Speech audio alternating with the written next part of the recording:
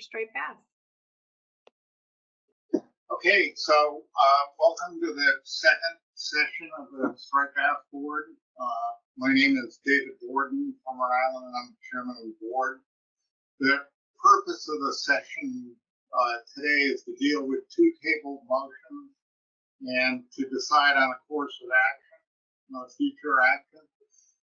For those of you that did not listen to the first section, we intentionally broke the meeting into two parts to allow commissioners to caucus and discuss issues with their constituents if necessary. We also have been requested by Mike Luisi to allow a limited discussion of circle hooks under other business. So we'll take that up if time allows, and hopefully it will. Before we discuss the two motions, what I'd like to do is I'd like to start with a discussion and short, very brief presentation by Matt to provide an update on a few aspects of the issue that I believe are pertinent to the subject matter and the stock assessment. And then what we're going to do is we're going to move right into the table motions. So without further introduction, Matt, would you please put up your presentation? Yes, absolutely. Thank you, Mr. Chair. So just a few slides here to focus on next steps and hopefully get ahead of some questions. Maya, if you could go to the next slide. So there are two postponed motions coming back to the board today. This is the first motion, which was made back in April of 2019 after the board reviewed results of the 2018 benchmark assessment and initiated Addendum 6, which addresses overfishing status. This motion considers initiating an amendment to revisit or address a suite of management issues, and it has two parts, a main motion and a motion to amend. Next slide, please. So this is the second motion, which will come back to the board today. This motion was made in February of this year after the board reviewed and approved state implementation plans and CE measures with Addendum 6. This motion considers accountability for states that do not achieve their predicted target reduction in 2020. Next slide. So in light of recent work group discussions, a number of members of the board and other stakeholders have reached out to me and asked, which of these issues that are being discussed can be done through an addendum and which would require an amendment.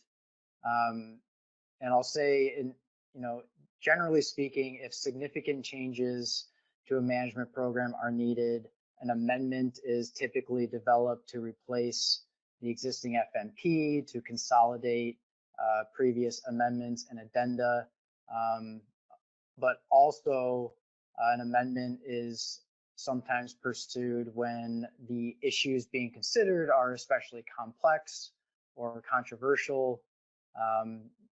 The amendment process is a little bit longer. It provides for more opportunity for public input. There's an initial round of scoping for issues to include in an amendment, and there's more opportunity for back and forth between the board and the development team to flesh out that document. So that being said, up on the screen here are the measures that are subject to change under adaptive management per Amendment 6. And then in the blue text are the issues that were discussed, or topics, I should say, that were discussed by the work group. And you can see where they sort of fall under the various issues or measures that could change through an addendum. The only one that's not up here in blue is that of goals and objectives. So if the board does wish to consider changes in the fishery goals and objectives, that would require an amendment. Next slide, please. So talking about an amendment timeline and the types of actions involved there, generally speaking, the shortest timeline for an amendment is 1 year, that being from initiation to final action.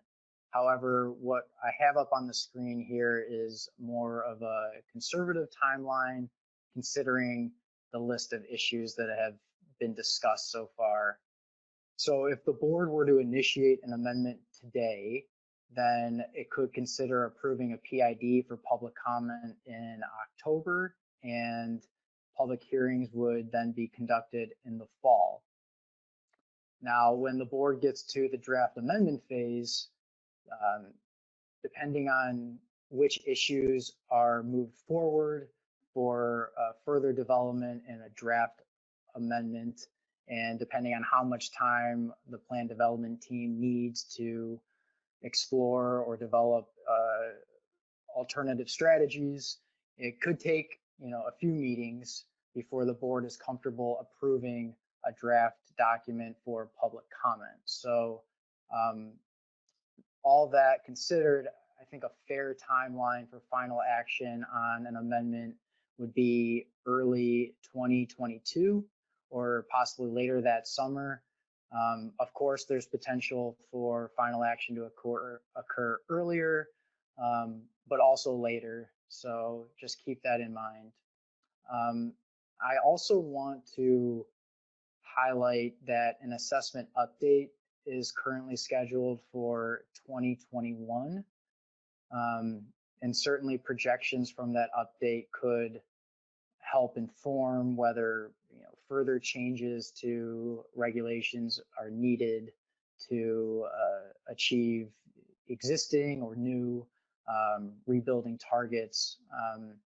However, given the terminal year of that assessment would be 2020, there may be reasons to reschedule the timeline for the assessment due to data issues in 2020 as a result of COVID. There would likely be a higher degree of uncertainty in those results and projections, but also considering where the assessment would line up with this potential amendment process, considering that the TC may have a full plate helping out with the amendment. It could also lead to further delays with final action.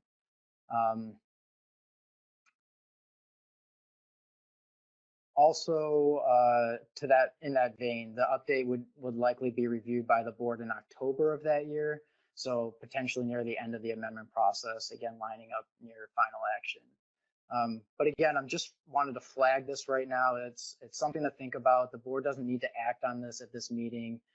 The board could certainly consider tasking the TC at a future meeting to perhaps comment on some of the pros and cons of the timing of the next update from a data perspective. But for right now, just focusing on the postponed motions.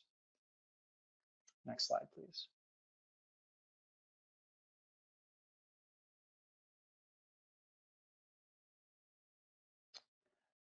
And just wrapping up here, some thoughts for board considerations. Depending on the action that the board takes today, it'd be helpful to think about any concerns or issues the board might have with the work group report. Anything wrong or missing, assuming the board is comfortable with the information in that report. Hopefully the PDT can use that conversation or discussion to provide background information in a draft PID or a draft addendum if that's the route the board goes. Also, consider which issues to include in this next management document, speaking to the discussion on prioritization that took place among the work group. And lastly, just thinking about what kind of feedback to solicit from the public. If there's any specific questions that might be overlooked, now would be a great time to get that guidance from the board. So that's all from me, Mr. Chair. Thanks. Right, thanks, Max. Any questions for Max? We'll take one or two if you've got any questions. If not, we'll move on with the agenda. Any hands up, Tony? You got John McMurray. John?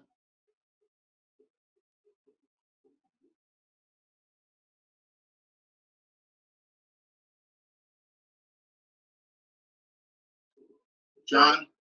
You should be able to unmute yourself. Oh, sorry about that, guys. You hear me now? Yep. Okay, thank you. Very quick question, Max. You mentioned the 2021 assessment update. We also have a benchmark coming soon too, also, right? What's the year and when can we expect that? It's a good question, John. I believe it's 2023. Katie's on the line. She can correct me if I'm wrong there. Yeah, 2023 would be the trigger, the 5-year trigger, but we don't have it formally scheduled. And I think we would probably want to get some update from the board about, you know, how important is it to continue work on this 2-stock model, et cetera, in terms of, you know, do we need extra time or not in order to work on this benchmark assessment. But like I said, the tentative date is 2023, but there is flexibility around that. Okay, great. Thank you. Any other hands up? No, there are not. Okay, so we're going to move forward. As I indicated before, I plan to deal with the first table motion in regards to the amendment and its related motion to amend. And then we'll deal with the second one, obviously, after we complete that. As you all know, there's been a considerable period of time that elapsed since we tabled the original motion. And to some extent, it has been rendered, in my view, stale by suggestions of the working group. The working group did a splendid job of identifying a comprehensive list of topics that they think warrant closer evaluation of the board. And just so everyone's very clear on this, it's the exclusive purview of the board to decide what goes into an amendment and not the working group. So it's our decision. So the issues that are contained in the work group report contain most of the elements of the original motion, plus some additional aspects of the issue that were not discussed by the board. So, at least in my view, it's more comprehensive. With that said, I think the cleanest way for us to move forward is for the board to adopt a motion to postpone indefinitely the original motion, and then the related motion to amend, and then craft a new motion, which will basically take its place. One of the difficulties with that suggestion is that some of you might be reluctant to agree to do that, not knowing what might follow. Prior to the meeting, I had a discussion with Mike Luisi about a course of action that would kind of eliminate that uncertainty. And what I'd like to do is to give him a few moments to describe what he would like to propose for an amendment without making a motion, just put the idea on the floor. And then I will come back to the issue of the table motion. And at that point, any board member is free to make any motion that they see fit, including to postpone indefinitely or some other course of action. So, Mike, would you please describe what you'd like the board to consider as a course of action, please? Yeah, thank you, Mr. Chairman. And yeah, I wasn't sure when this opportunity would come up, so I appreciate you giving me just a minute or two. I'll be brief. You know, I spoke with David over the break during lunch, and we talked about, you know, the fact that the motion that was made back in April 2019, which I believe I made and we discussed, you know, briefly at the time, The intent there was to make sure that we as a board didn't lose focus and didn't lose sight of a longer term plan for addressing straight pass management. And at the time, the main topics that we were focused on were listed out as part of this motion, with a caveat that work would not begin until after the addendum that we finished, addendum 6, was complete. And so, over the 16 months of time that has passed, we've come up, we as a board, we as a working group, came to determine that there were additional elements that likely would need some further discussion. And so, the working group had an opportunity over the course of the summer to meet 4 times. And as a member of the working group, I appreciated the discussions that we had around the table. One of the common threads in all of the working group discussions for each topic was that we as a group were interested in hearing more from the public about what the public felt, what the pros and cons were for each of the topics, and whether or not there was enough interest by the public for considering changes to the different topics within an amendment process. And so, Mr. Chairman, I do agree with you. I believe that, the wording here is stale in that it's, 16 months old. We have new terms that we're referring to the different topics for consideration and so, I know that you want to get some feedback from others, but I did draft a motion this morning, and I've passed it along to staff and you as well, Mr. Chairman, that I would be happy to make if the board would like to postpone this indefinitely. The motion that I would make would be very comprehensive to the working group topics, with the idea that we would take those topics to the public in a PID for their prioritization and discussion as to whether or not the topics would need to be formalized in an amendment, in a draft amendment. So whenever you're ready, Mr. Chairman, I'd be happy to make that motion.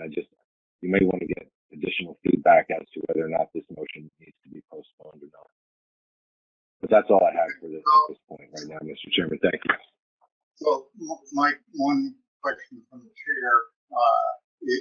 If we follow that course of action that you've outlined, then it's your intent that we, number one, start an amendment, that we take all of the elements of the work group out for public hearing, and then following the solicitation of public input, at that point we would cull down the issues to whatever we determine to be the priorities. Is that what you intend?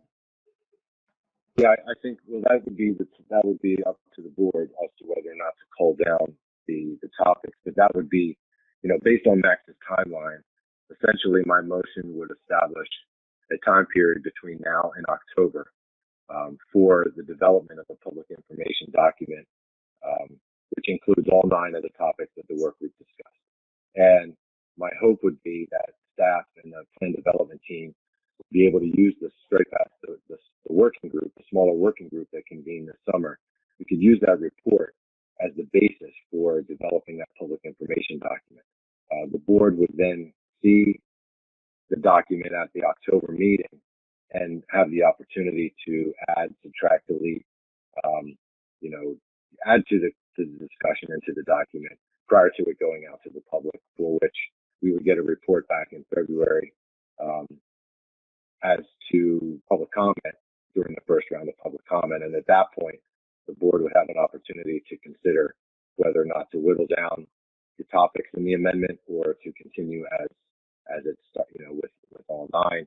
I think there's differing opinions around the table about what topics to include. But yeah, I think, I'm not sure today's the day to whittle things down. I personally would really like to hear from the public, and that's what my motion that would be a substitute to what we have in front of us here today would address. Thanks. Okay, thank you, Mike. So we're back to the board. You've heard my suggestion, which is somewhat similar to Mike's, what's the pleasure of the board on this issue? Tony, any hands up? You have Eric Reed and then Mike Armstrong and then Craig Pugh. Okay, Eric, then Mike.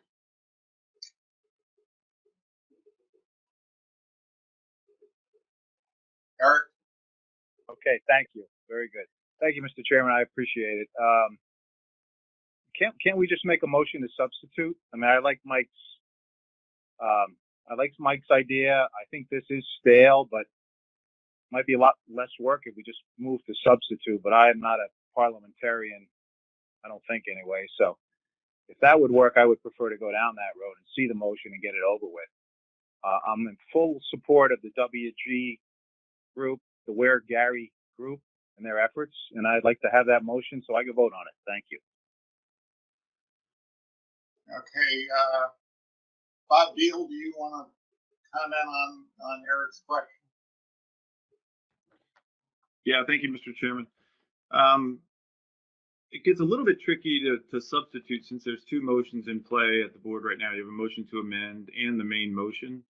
So if you made a motion to substitute right now, it would really be just substituting the motion to amend, and then you'd have to take another vote to have that substitution then replace the main motion. So, you know, it can be done if, you know, Eric's point of if people want to see what, you know, what Mike has in mind, a motion to substitute might be, you know, we can make that work. I understand really, you know, ultimately with all these different wranglings of motions to postpone indefinitely or substitute, the idea is, you know, make sure whatever you end up with reflects the will of the board. And you know, I think there probably are a lot of folks listening now that agree that these motions that are in play right now are a little bit stale. And I think all the ideas that are included in both of these motions, the main motion, the motion to amend, are included in Mr. Luisi's motion that he intends to make.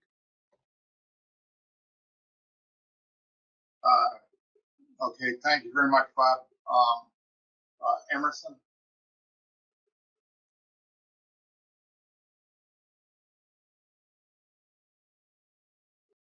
Tony, was it Emerson who was next on the left? Mike Armstrong. Oh, excuse me. And then Craig Pugh. They look very similar. Stunning resemblance. Dr. Armstrong. Thank you. I got to tell you, I'm torn about this, and the reason is what we're going through right now. We have a lot to talk about,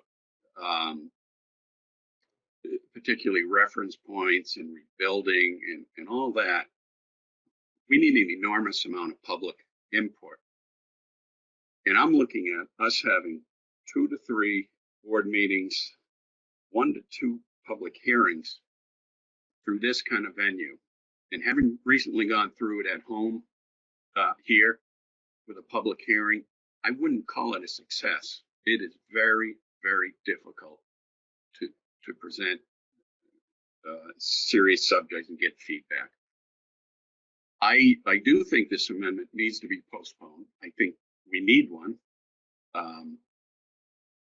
because we need it, and we move forward because we need public input. Whether we could do it with addendum or not, I think we need the amendment. We talked that at the working group. And I think it's irresponsible for us to try and get public input while we're under this condition. And so we're looking at maybe next May, meeting in person, maybe. I'd say the better bet is a year from now. So I would vote to postpone this indefinitely and not do any serious work in terms of public hearings. What I could support an addendum to pick away at some of the things. Let me step back. None of these things are terribly time sensitive because we are reducing F. In theory, we are rebuilding, and under the current F, we'll rebuild in 10 years. And that's a whole nother thing. I think we ought to get a look at what's going on with the assessment next year before we really move forward with an amendment. So we're flying blind at this point, and we're flying without the appropriate public input, in my mind. What I would support an addendum to pick away at some things that are of real concern, one of which is the mortality of discard from the recreational fishery. We are running out of ways to manage the fishery. And this is one I think we could bring to public hearing because it's a single issue, and maybe throw in conservation equivalency. To me, that's a much smaller goal than all the things we're throwing out there right now. That would be very difficult to do, even a PID hearing. So anyway, I support delaying the amendment. I would throw out, and I'm not going to make a motion right now, that maybe we start an addendum to keep this board busy and do something effective over the next 9 months. And we wait till we have an assessment and we're out of this COVID business before we get to the serious work of an amendment. That's what I got. Thanks, Mike. Craig. Yep, I disagree with Mr. Armstrong. Sorry to say. We do need the amendment. It's been 30 years of degradation to the state of Delaware and its allocation position with the striped bass board. For me and others, it's well overdue to answer these questions. I do have a question for Mr. Louisi, is how this would be affected by the 5-year strategic plan, especially in the allocation part. It states in the allocation part, states will need to seek innovative ways to reallocate species so that collectively all states feel their needs are met. I can tell you flatly, plainly, and frankly, our needs have not been met for over 30 years. At this point, in this junction, we have the opportunity to answer that for the state of Delaware. And I would love to see that happen as part of this. The rest of that statement says what will be required to successfully navigate these discussions and decisions is the commitment of the states to work through the issues with honesty, integrity, and fairness, seeking outcomes that balance the needs of the states and their stakeholders with ever-changing realities of shifting resource abundance and availability. I don't find much balance in the way our quotas are structured. I can name out our states and compare them to what we have. It doesn't take real long to figure out that the inequities are there. We are treated differently. That is not fair. That is inequitable. It would be a great thing for our state to accomplish this. It's very, very important. As part of the amendment, I agree that the other parts of the amendment, especially reference points, management triggers, should also be addressed. But it is time for this amendment. We don't need to sit back on our laurels. We need to get on and go to work. That's what we're here for.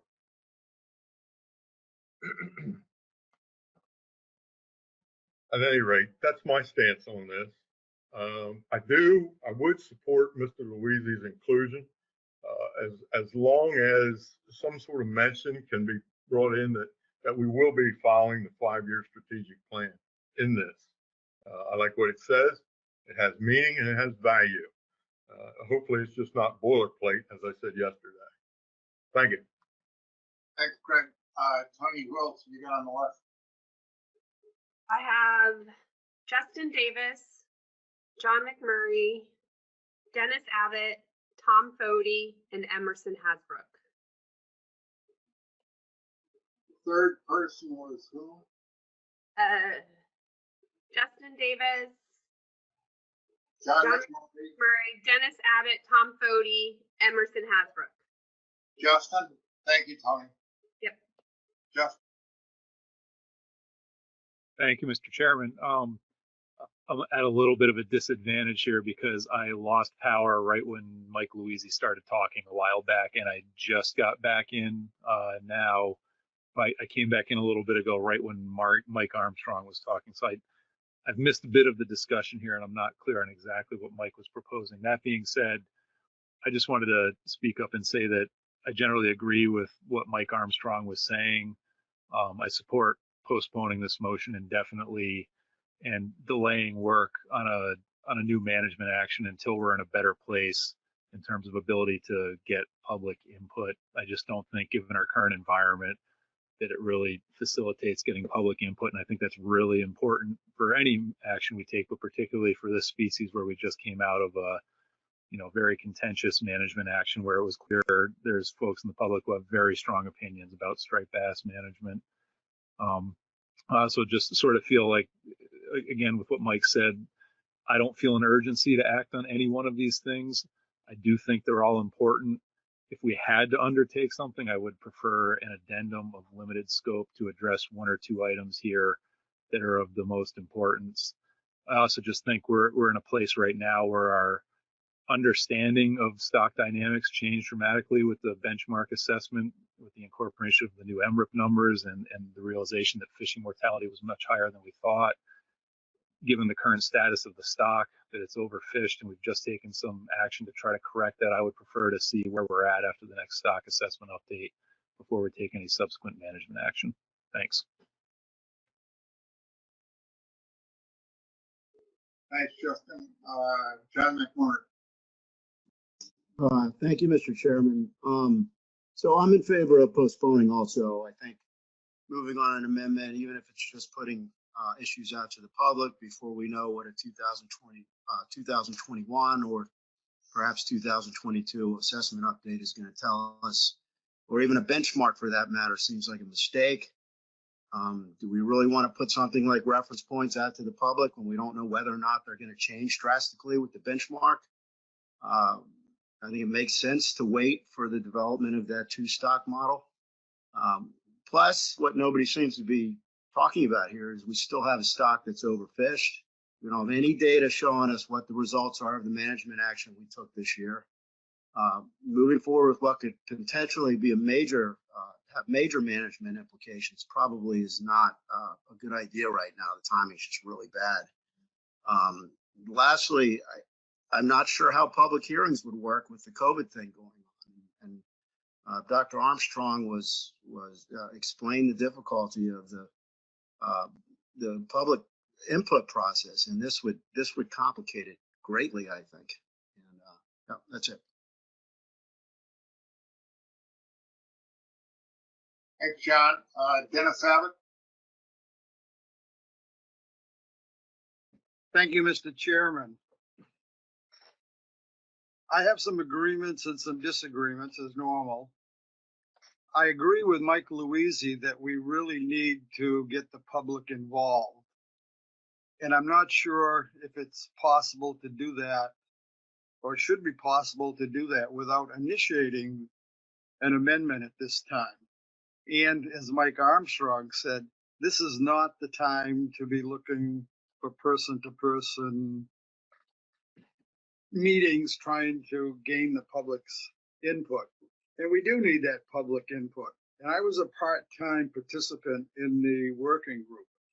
And I recall Mike Armstrong, Dr. Armstrong, making the point that we're at one fish, we're in a narrow slot. What are we going to do next?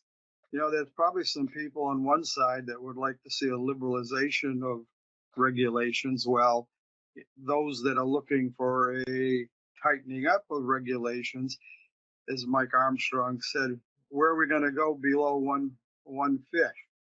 Another thing that the working group probably was remiss, though they did a wonderful job, is that I don't think we probably considered the sentiments just mentioned by Craig Pugh from Delaware.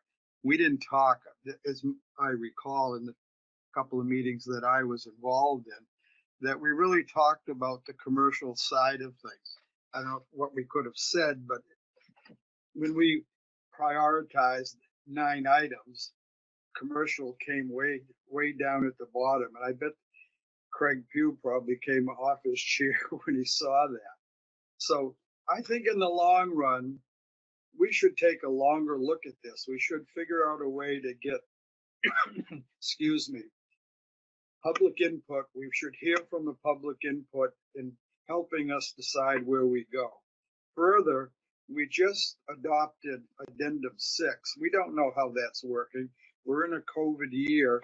I think we need time to see how, excuse me, Addendum 6 is working. So I think that proceeding slowly is the best thing, though an amendment may be needed.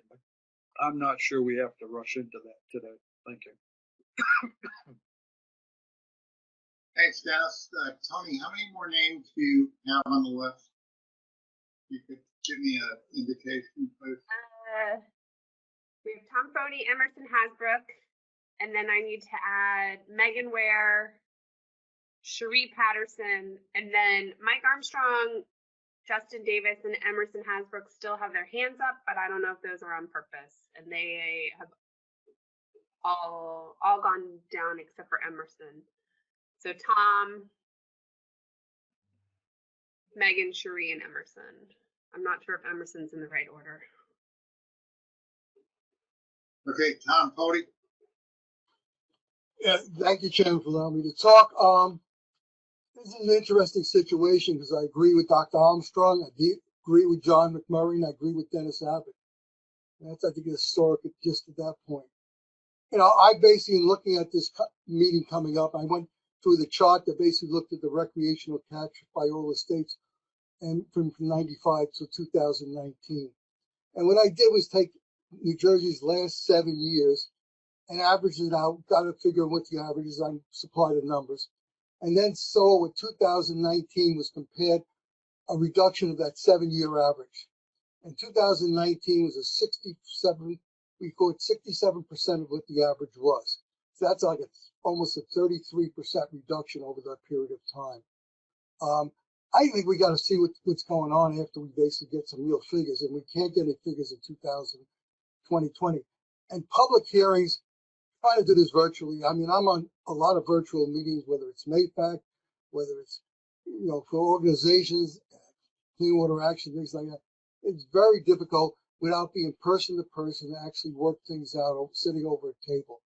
And I also think the strain of the virus has put a strain on all of us and made us short, made us have all kinds of, you know, going on. I mean, I haven't left the house to go more than about 5 miles in the last, since March.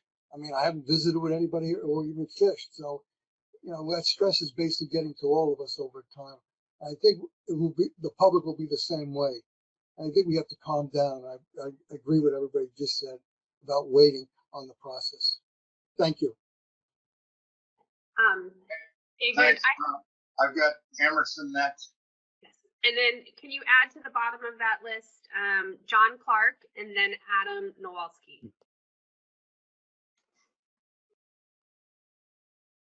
Okay, Emerson, you're next. Please. Yeah, thank you, Mr. Chairman. I put my hand up when you said that Mike and I look so similar that you get us confused. So since we haven't all met together since February, I'm wondering if Mike has grown a white beard in the interim.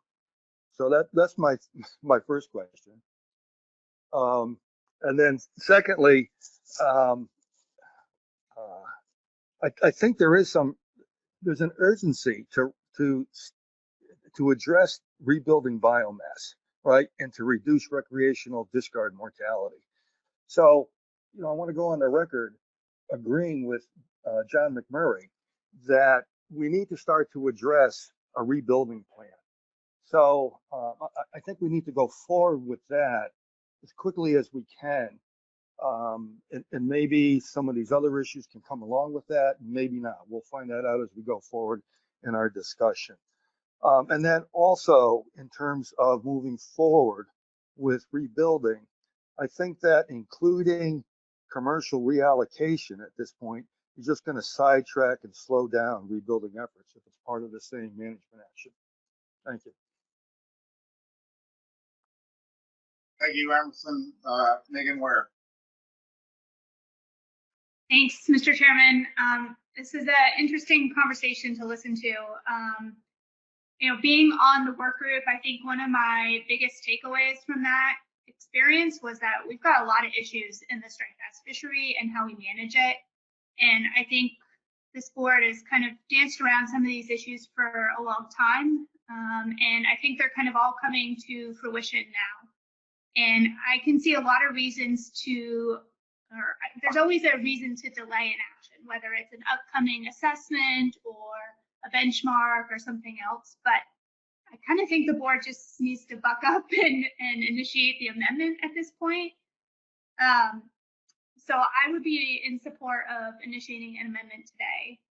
In terms of public comment, I think that's a fair question of how the commission wants to handle public hearings in the time of COVID. And I would suggest that maybe that's an appropriate discussion for the executive committee or the policy board to be having, because I think that's going to impact multiple species boards. And that's something that could be talked about between now and the annual meeting when we would potentially see a PID. Certainly the councils have already addressed this issue, so I think there's precedent here for ways that we can include public comment, and we just need to figure out what that looks like for the commission. Thank you. Thanks, Megan. John Clark.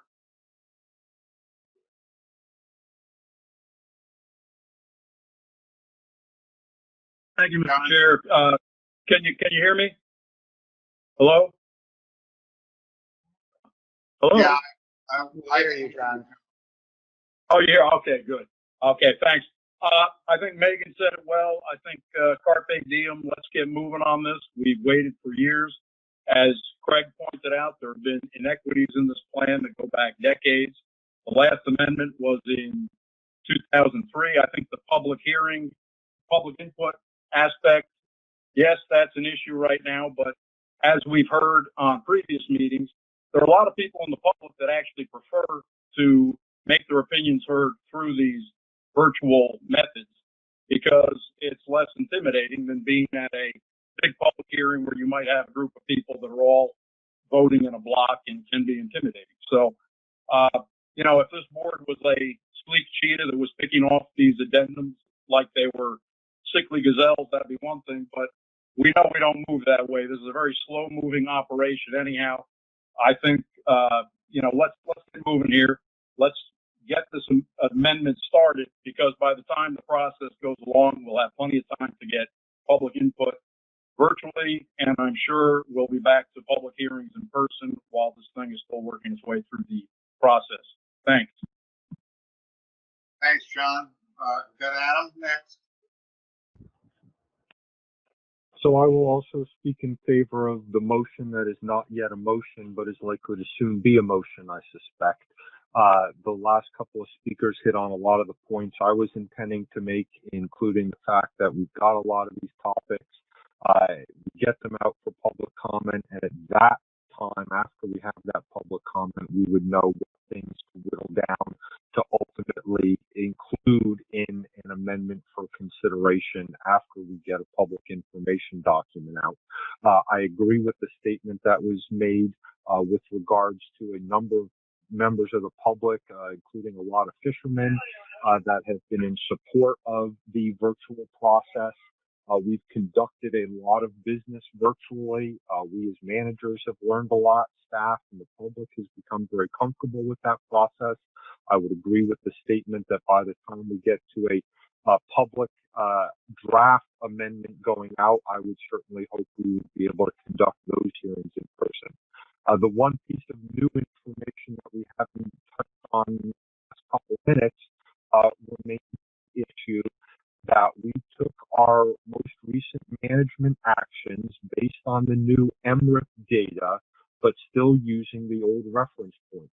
As the new MRIP data has come out, many of the other species that we have worked with, including most of the ones that have a large recreational component, bluefish, summer flounder, sea bass, scup, cobia with this commission, we've taken action on all of these species to deal with the implications of the new MRIP data.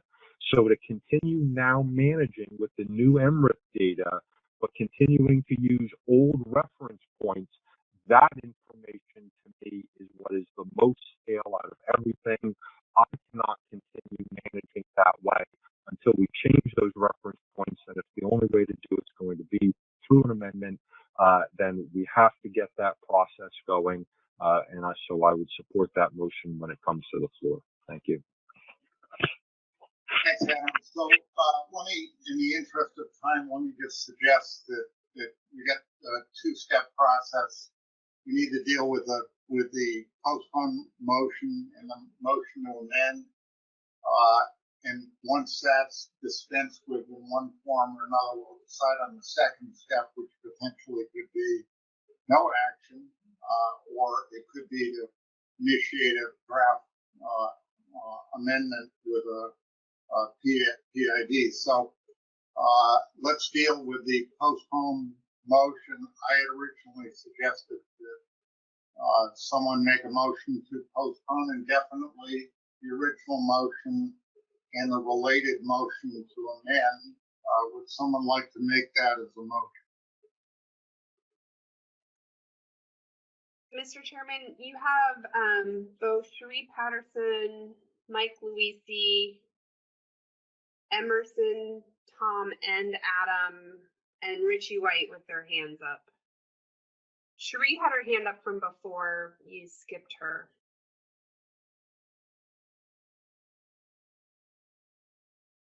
My hand is now back down. Thanks, Adam. Yeah, my hand should be down as well. Okay, so in the interest of time, I'll Tony raised a good point. I should call on Sheree and anyone else on the list who has not spoken. I think Richie has not spoken. And then I'm going to go back to what I asked for. I'm going to look for a motion rather than give individuals a second bite of the apple. All right, so Sheree? Thank you, Mr. Chair. I think that we need to slow down on this. I don't mind it moving forward as a main motion. However, I don't think we should put this on a fast track. I think we've made some management decisions. We need to see how those work out with the next stock assessment. And I think that we really need to be cautious as to what the data is going to be telling us from this year, considering the interruption of data collection on especially the recreational component. So I think we just need to be cautious and move forward slowly. Thank you.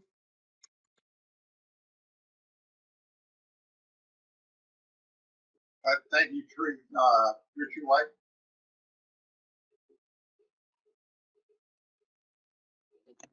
Thank you, Mr. Chair.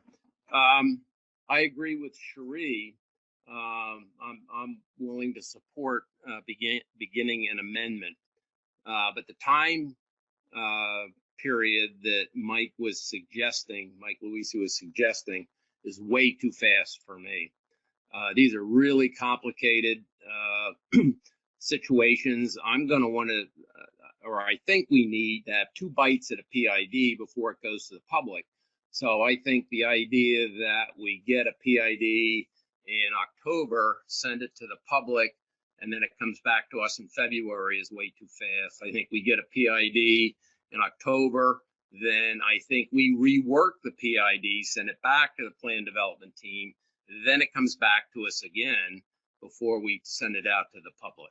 So I'm in favor of starting an amendment, but I think it has to be slow and careful, and we have to really go out of our way to make sure there's plenty of public input. Thank you. All right, is there anyone on the list, else on the list, Tony, that hasn't had one opportunity to speak? Nope, your list is done. You just have Mike Luisi now. Okay, so I think I'm going to go back to the original question. Would someone care to make a motion to postpone indefinitely the original motion and the related motion? And if that passes, then we're going to discuss what the appropriate step is next. So the floor is open. Does someone care to make a motion? Tony, any hands up? You have Mike Luisi, Mike Armstrong, and Emerson Hasbrook. Mike Luisi. Thank you, Mr. Chairman. You know, with your guidance and in the interest of time, I think in order to put before us the motion that I spoke to at the beginning of the meeting, I think it's appropriate at this time to move to postpone indefinitely the motions made during the April 2019 meeting of the board. So if I get a second on this and this passes, the intent would be to follow up that vote with the motion that I spoke to earlier so that we can focus our discussion on next steps. Thank you. Is there a second?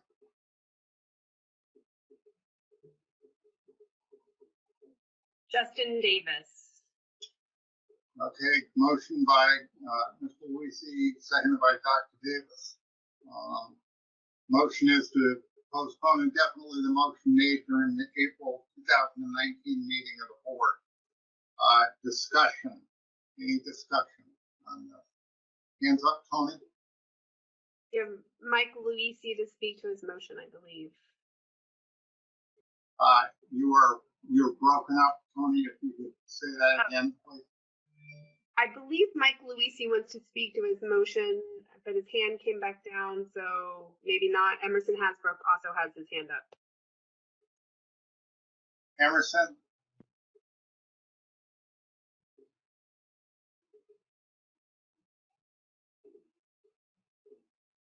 Yeah, thank you, Mr. Chairman. I thought my hand went back down again. My hand was up to second the motion. Just for reference, Emerson, your hand is up right now, so if you click on it, it will go back down. There you go. I do not see any hands raised to speak to this motion.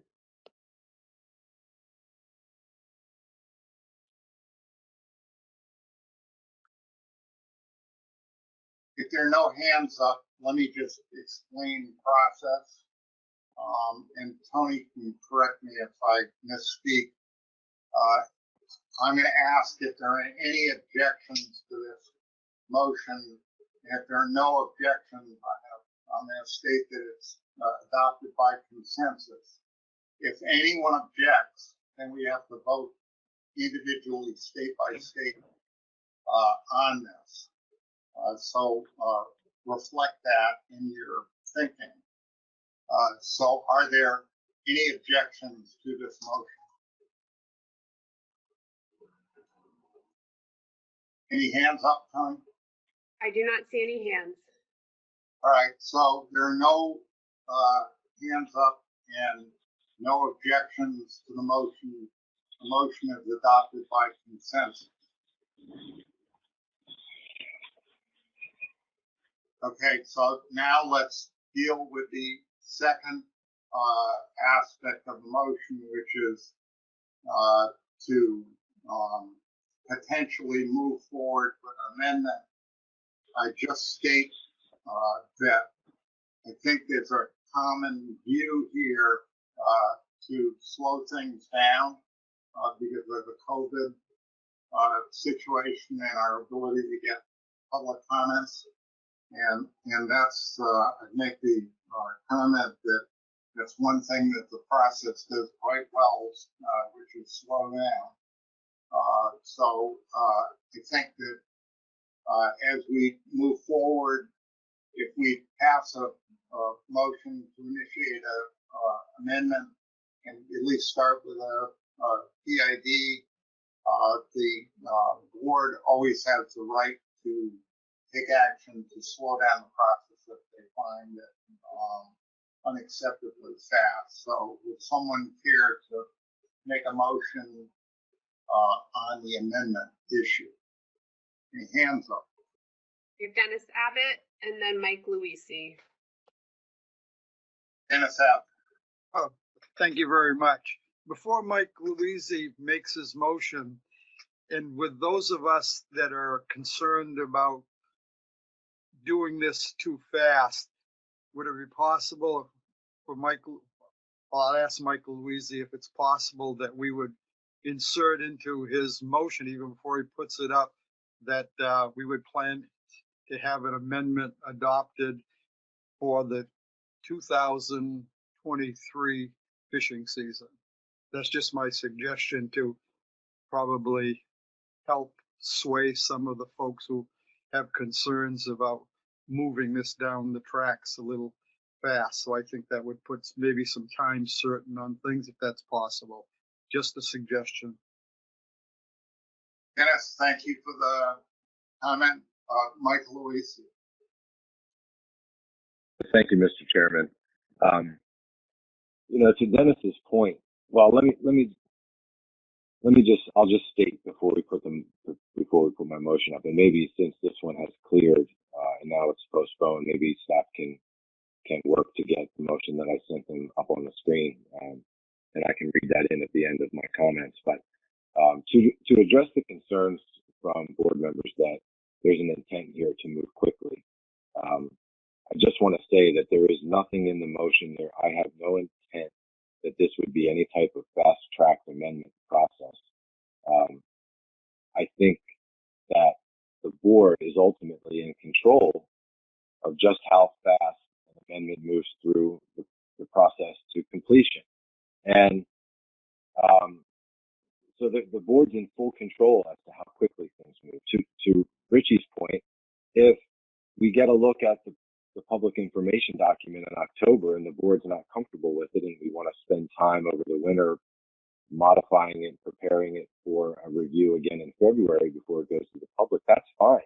That's the board's wish. That's the board's intent and how to move forward. I think right now, time is something that we have on our side. There really is. We have some issues. Obviously, we wouldn't be initiating an amendment or considering initiating an amendment if we didn't have concerns in the fishery. But we don't have any bright fires burning right now. Whereas I feel like if we wait for another assessment update and all of a sudden fires begin to burn and we have management triggers that we have as a working group determined that have a lot of problems with them as far as timing of actions and things, we're going to find ourselves in the position again if we delay and we wait, where we're going to have another fire to put out and we're not going to be able to initiate the amendment, just like last time when an amendment was considered after the benchmark, but we had to deal with addendum 6 first. To Dennis, to your point, I don't think time speed is it's not in my intent at all to make this happen quickly. It's to develop a process for as much public opportunity to comment as possible and to make the best, most informed decisions that we can during this long, drawn-out process. I think Max's timeline put us at most likely a 2023 implementation date anyway. And so if that's, Max's timeline along the lines of what we're talking about, I think kind of addresses your concern. So at this point, I think what I'd like to do is I'm going to make the motion. If I get a second, if there are other questions, I can certainly address them. I think I've spoken to the motion enough already, so I'll leave it there. But Mr. Chairman, if you're okay, I'd like to read the motion and then see if I can get a second on this motion. Please do. Okay. I move to initiate an amendment to the Atlantic Striped Bass Fishery Management Plan focused on the following management topics. Fishery goals: 1, fishery goals and objectives. 2, stock rebuilding timeframe. 3, management triggers. 4, biological reference points. 5, regional management, in parentheses, recreational measures, coastal and producer areas, regional reference points, close parentheses. 6, recreational discard mortality. 7, conservation equivalency. 8, recreational accountability. And 9, coastal commercial quota allocation. Each of these topics will be presented in a public information document in order to solicit stakeholder comment focused on prioritizing the importance of each topic for continued development and inclusion in the amendment. Thank you. have a second by Megan Ware. Okay, so we have a valid motion and a second. Thank you, Mike and Megan. Comments on the motion? I would point out we have already had a lot of comments on this, so I'd ask individuals to try to be identify points that have not been made. Tony, who have you got on the left? You have Megan Ware as your seconder, Joe Semino, Roy Miller, and Emerson Hasbrook. Megan? Thank you, Mr. Chairman. Yeah, just to respond to a couple of the things I've heard about slowing the process. I mean, I think this is going to be a pretty complicated, complex, and controversial amendment. And so I think it's naturally going to be a slow process. Looking at these topics, I mean, this is akin to Amendment 3, and I think most people lived through that. That was not a quick process, and we did have multiple looks at the draft documents. So I think that this will naturally take some time.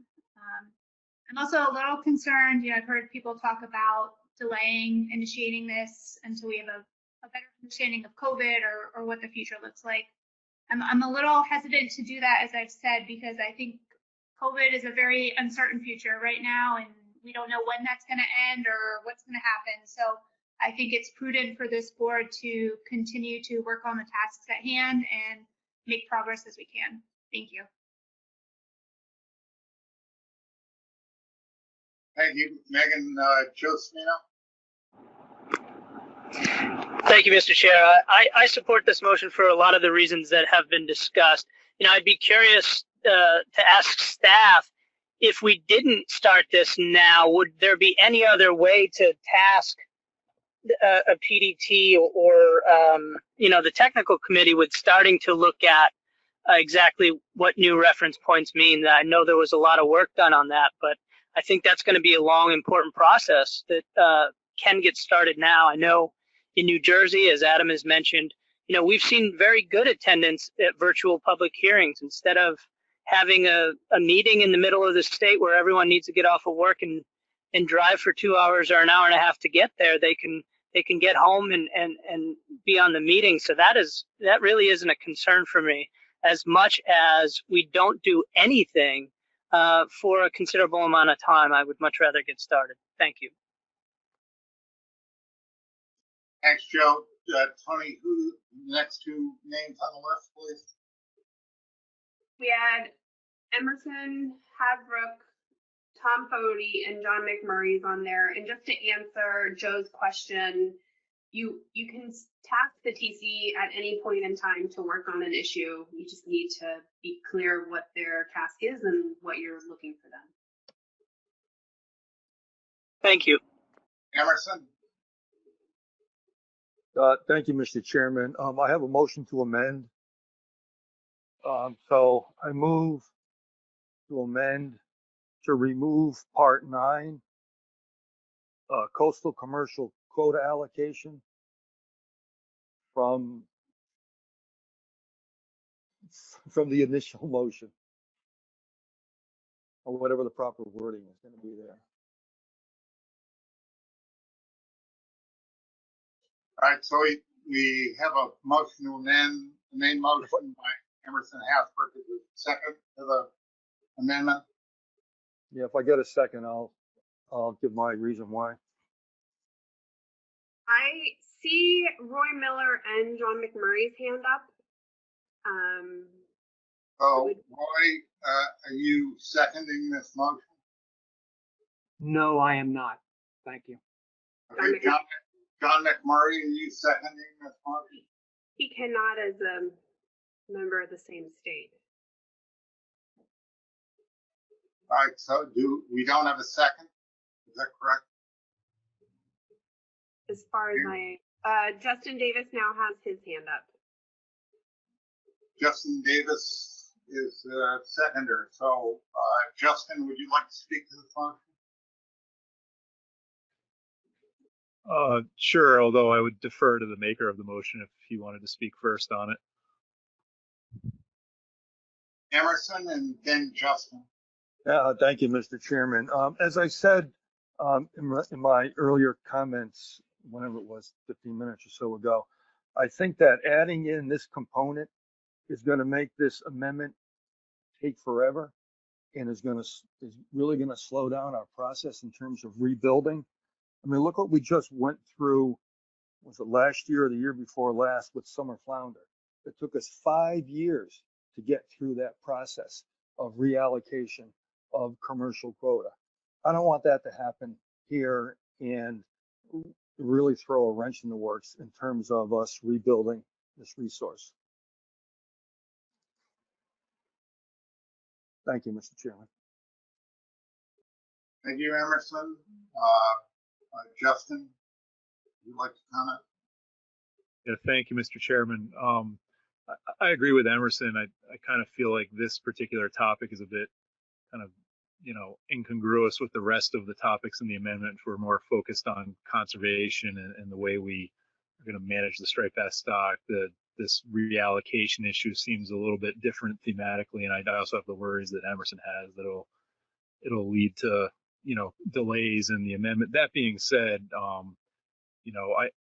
am not completely opposed to including it if it is very important to other states. Obviously, speaking from a Connecticut standpoint, we don't have a commercial fishery, but I do tend to agree with Emerson about inclusion of this in the amendment.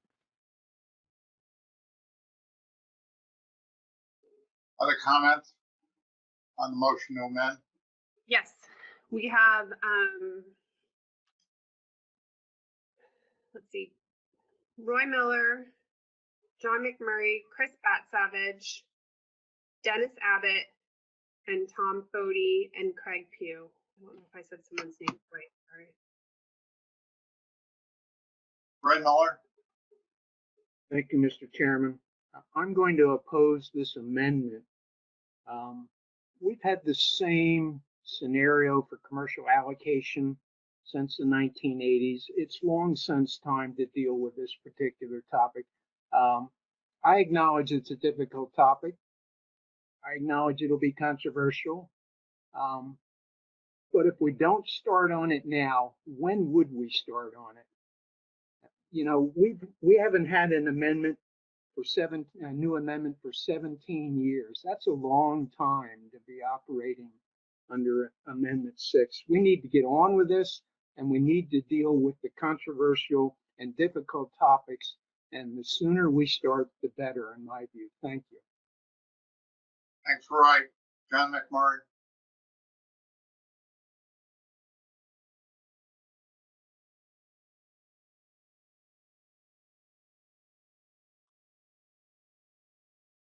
Okay. Yeah, I couldn't get off of mute. I'm good now. Thank you. So I agree with Emerson. I don't think we have any business doing allocation in this amendment. It's going to make things even more contentious than this amendment already will be. In fact, I don't think we should be addressing anything right now other than overfishing or rebuilding. We got a stock that's overfished, and it's not just on paper. There's a definitive lack of availability on the water. And that's what we need to address first before we address any of this. I don't think it's appropriate to address any of this right now until we take care of that.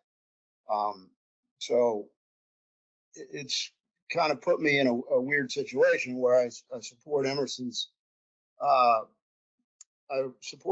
motion, but I don't support the Mike's motion.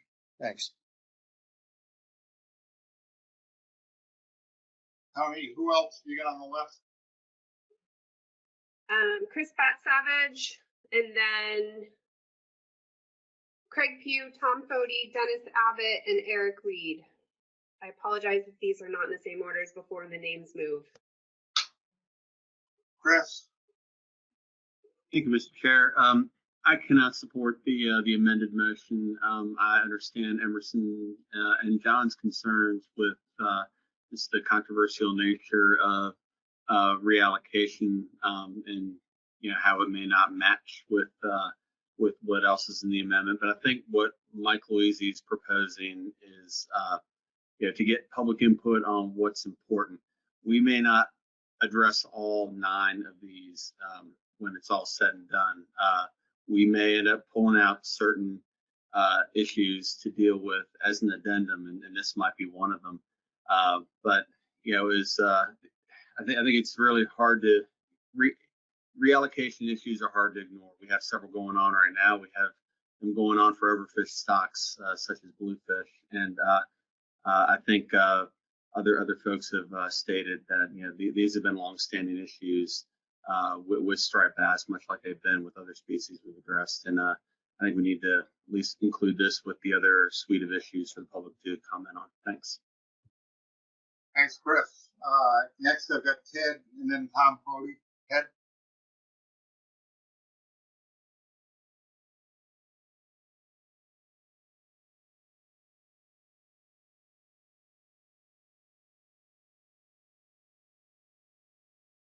David, did you say Dennis first?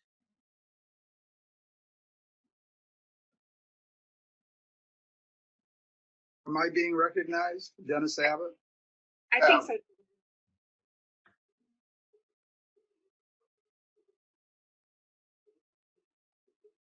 Dennis Abbott, please. Okay, it was cutting out.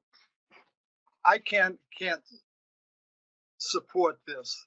I think it's patently unfair going out with a public information document not to put in something that even the working group had considered one of the 9 points.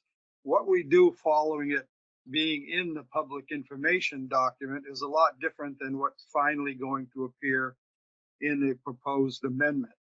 I'm reminded of last year when I just asked us to insert into the striped bass addendum that we go out to the public and ask about conservation equivalency, and it wasn't allowed. And I think it's a grave injustice to the commercial side of things, of which I have no skin in that game whatsoever. But again, it's very unfair not to give them an opportunity to express their positions in a PID bass. Thanks. Thanks, Dennis. Tom Cody? Yeah, I was waiting to hear what Chris had said, because my concern here is, how do we handle North Carolina? We have basically, because we will not allow them to fish the EEZ, we have basically not allowed them to fish the quota permit for years. And that's my concern here. How do we try to start reallocating their quota? Because it's not based on not being the availability of fish, but the availability that we're not letting the fish with in North Carolina with the fish on. And that we're doing the same thing recreationally in Virginia and in the coastal waters. That's not me, all that noise. I don't know who's doing that. Somebody's got it. But, that's my concern here. But if Chris is okay with it, then I'm fine with it too.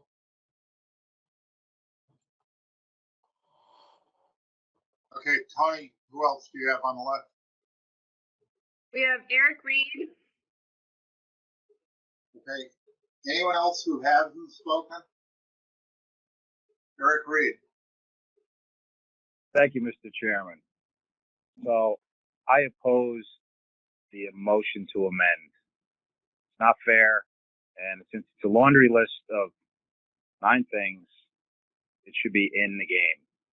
And I'm trying to figure out how this conversation is going to fit with 2 days next week that I'm going to spend talking about allocations.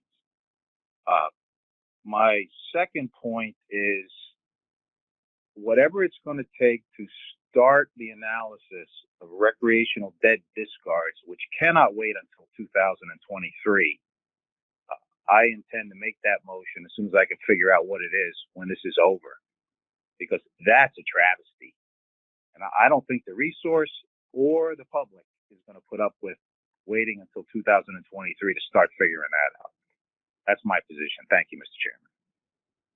Thanks, Eric. Anyone else who hasn't spoken at this point? Tony, any hands up? No other hands up. Okay, so where we are, we get a motion to amend. Motion is to amend to remove Part 9 coastal commercial quota allocation from the initial motion. I think we're ready to vote. Once again, if we have a consensus, then fine. We don't need to cast individual votes. And if we don't have a consensus, then we're going to have to go through the roll. So I think we need a roll call. Yeah. You can either roll call or people, David, people can just raise their hands as well. I can count hands. Okay. You can count hands then, Tony. Is that acceptable in terms of this phase? Unless Dennis is asking for a roll call specifically. Okay, so everyone in favor of the motion to amend, please raise your hand. But David, you might, before you do that, we do need clarity from Dennis to find out if he's asking for specifically a roll call, and then there might need to be caucusing. Yeah, the hands work as long as we need a recorded type vote. We have to know what the numbers are. Yeah. Okay. All right. Does anyone need a time for caucus? Any hands up, Tony? Okay. So I don't see any. all those with yes, no there are hands up. There's one hand up now for a caucus. Everybody can have a 1 minute caucus.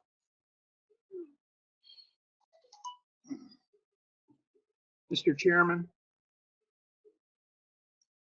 Yes. can you hear me? Yes. May I vote for John Clark since he doesn't have computer access? Yes, please, Roy. Okay. Thank you.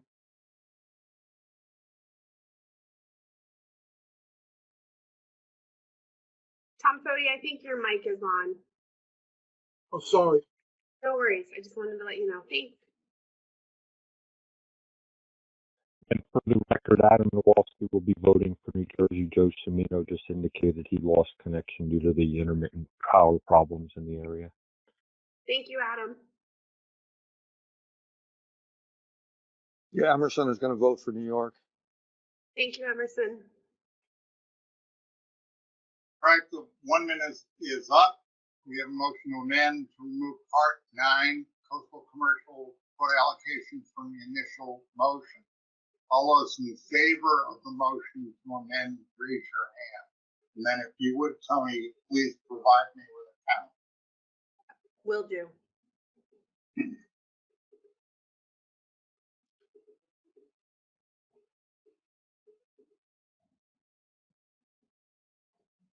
Just to confirm so that folks understand, right now there are no hands raised. So if someone is intending to vote in favor. Tony, I'm seeing 2 hands raised right now. Are you? I clicked the hand raise button again so they all filter to the top. I did that. There we go. Okay.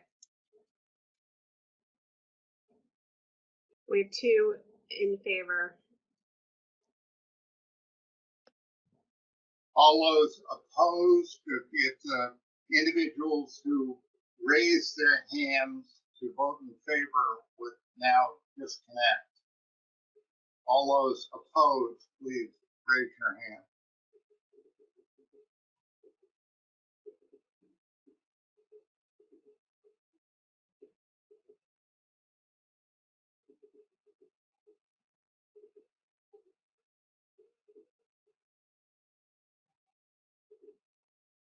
I have 12 in favor. 12 opposed. Opposed. I apologize. Thank you, Tina. Okay, any abstentions? Any null votes? If we can slow down the abstentions, please. Right now, Adam and Roy, your hands are still up. Okay. We have 2 abstentions. Any null votes? We have no null votes. No null votes. Okay, motion fails. And we're back to the main motion. We've had a lot of discussion on the subject. Anyone care to raise a point that has not been raised before? If not, I'm going to ask the same question I've asked before. If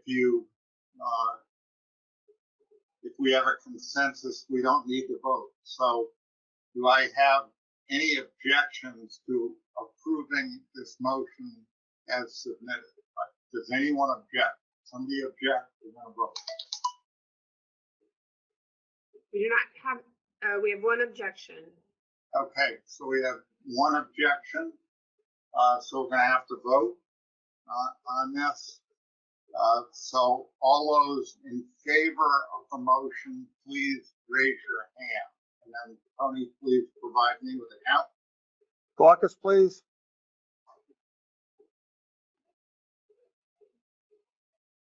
David, can they have a minute to caucus?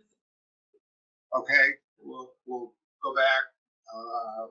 1 minute caucus.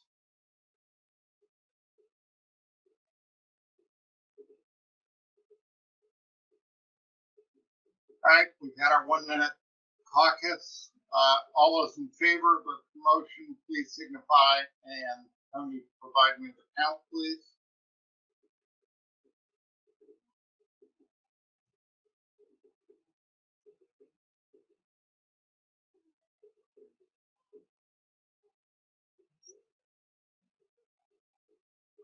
That's 15 in favor. All right, no votes, please raise your hand. We have two. No. One no vote. One no vote. Any abstentions?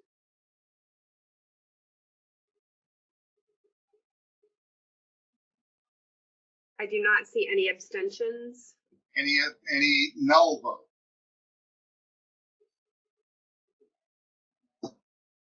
Dennis Abbott, are you voting NULL? No, I have a point to make following the vote. Okay. I don't see any null votes. All right, so the motion passes 15-1-0-0. Dennis? Yes, thank you, Mr. Chairman. This is an expedient way of doing things, but if we were sitting around a table, we would know who's voting yes and no.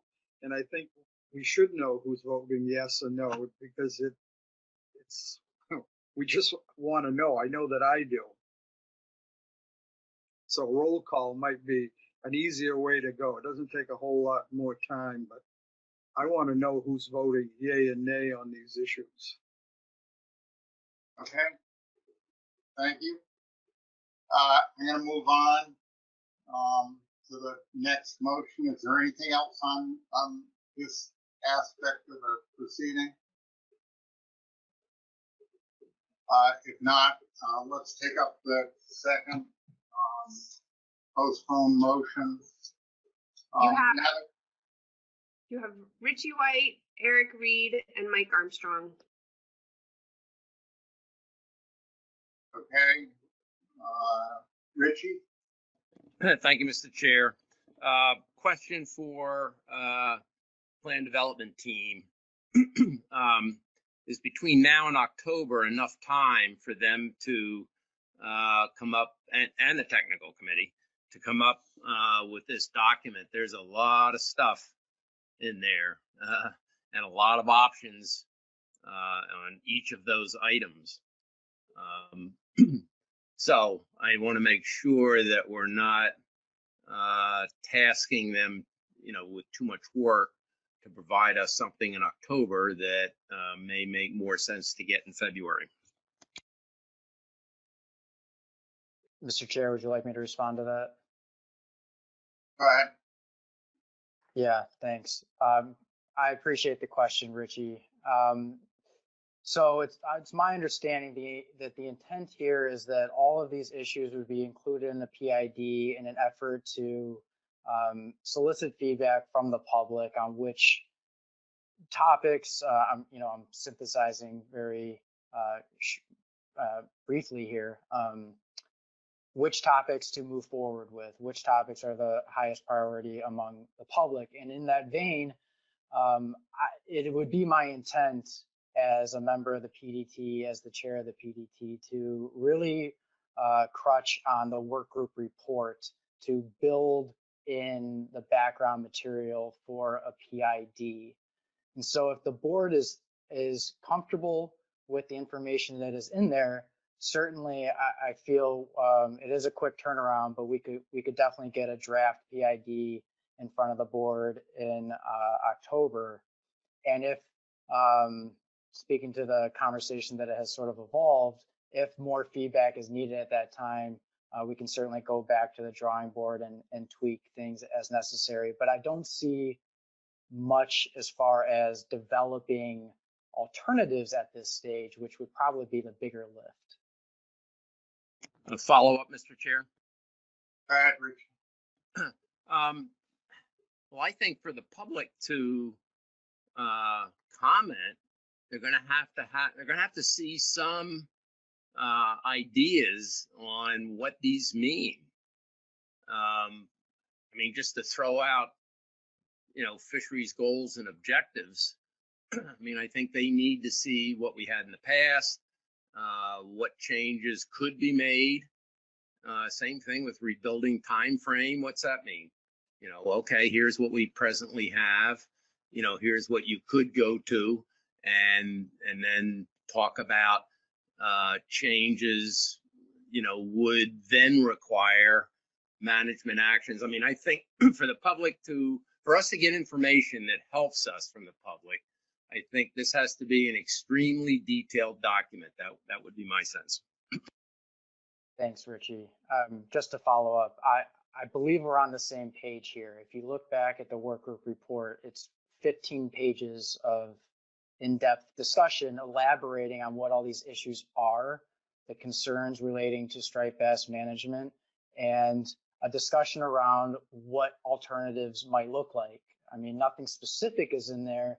That was not the task of the work group, but what other management, what could change with the management triggers, that's in there. Other potential goals and objectives, that's in the work group report as well. So I think we're on the same page here. There's a lot of meat in that report that could be used and provide a robust picture of what the concerns are and possible roadmaps around those concerns for the public to weigh in on.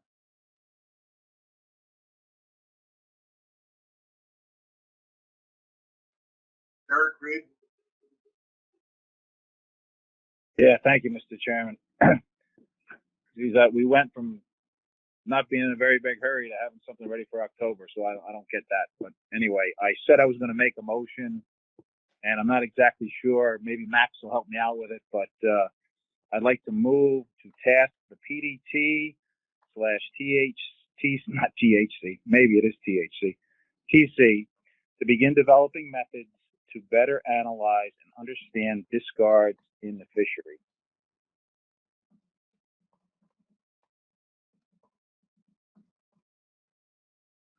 Have the motion please typed out.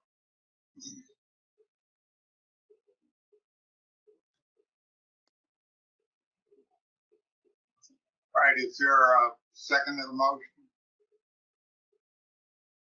I think Marty Gary is seconding it. There's a bunch of hands. No, his name went hand. Marty, was that for a second? Correct, Tony. Okay, great, thanks. All right, seconded, motion by Eric Reed, seconded by Marty Gary. Discussion on the motion. Yeah, Mike Armstrong and John McMurray, Tom Fody, Roy Miller. Wait. Yep. The first three, let's not go beyond three, please. Okay, yep. Mike Armstrong, John McMurray, and I think I said Tom Fody next, and then I'll give you two more names later. Okay, Mike Armstrong, please. Thank you, Mr. Chairman. My hand was actually up before this went up, but by coincidence, it walked right into the crosshairs. I opposed but begrudgingly voted for the main motion. I do think we're rushing it because we identified some problems through the last process and last assessment that I think need to be addressed before 2.5 years. One is the recreational discard. And I'm not sure I understand exactly what Eric means by this, so I look forward to him explaining it a little better. But I 100% support this, and I hope it leads to an addendum that we could put in quickly to address recreational discards, because it's a thing we identified out of the last assessment, and it's stunning and crushing. It's 50% of mortality, and I don't think we can wait 2.5 years to address it, particularly if the next assessment says we're above the target F, because then I'm left with, what do we do now? So anyway, I think I will support it. I look forward to Eric's comments on that. If I do have one question, I don't know when I should ask it. It's maybe for Tony.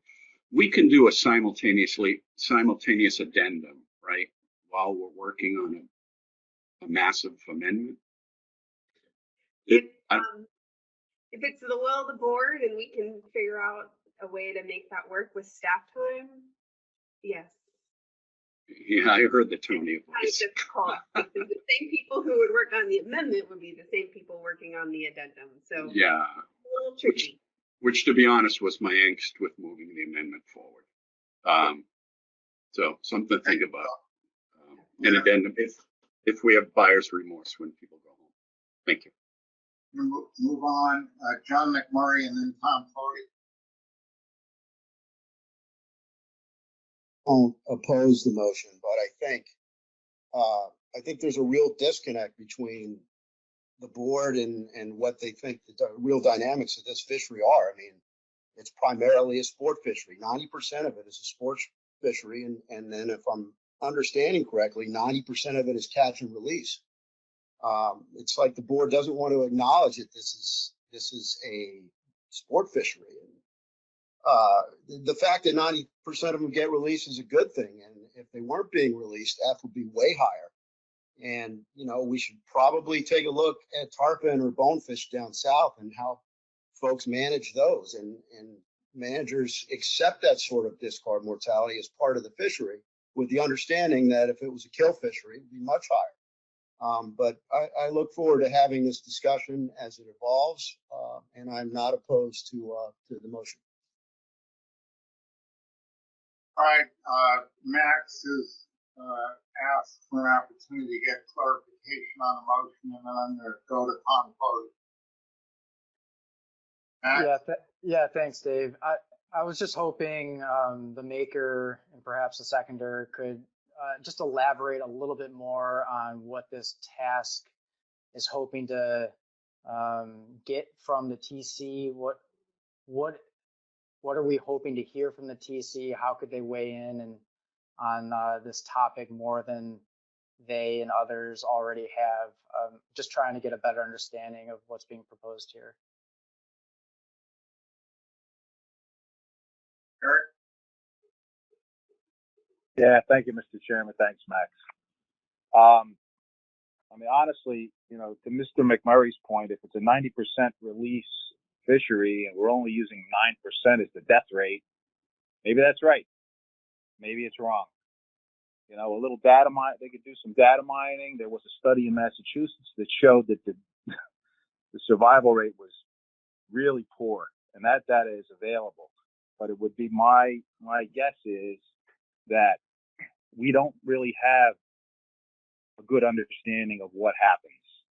The difference between the fish being caught in Chesapeake Bay when it's 85 degrees and off the coast of Massachusetts in cool water might be one thing, but if there is no data that is any good in my mind, or not usable data, then the product would be, look, we need to develop data, and we would like to look at this type of data.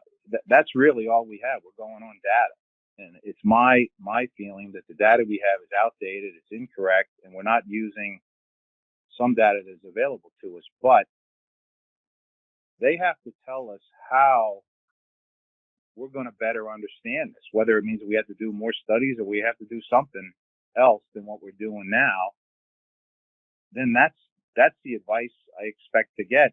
And then it's going to be up to us as a commission to get that done. If we wait a couple of years anyway to get this thing moving, then we're going to be a couple more years figuring it out after that. This is a huge component of our fishery, and we don't really have a good grasp on what it really means. And I think that we need to do that. And Max, if I'm not giving you enough help now, you got to help me. But it's got to be done because it's not done now. Thanks, Eric. I appreciate the going into that a little bit more. So just to sort of temper expectations on if this motion were to pass, I believe, and Katie can jump in if she feels I'm going down the wrong road here, but the TC could certainly, summarize how dead discards are currently estimated in the assessment and provide an overview of, a literature overview essentially of all the different studies that are reviewed each iteration of the benchmark to come to help inform which, release mortality rate is used in the end. But beyond that is, developing methods to better understand discards. I think that's going to be a big challenge based on the data that's available. There could be recommendations coming from the TC on where data gaps might be and perhaps other ways to collect better data.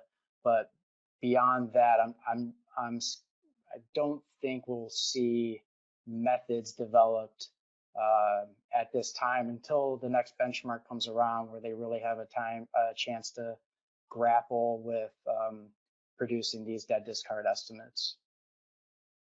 Yeah, if I might, Mr. Chairman. Go ahead, Eric. Yeah, thanks.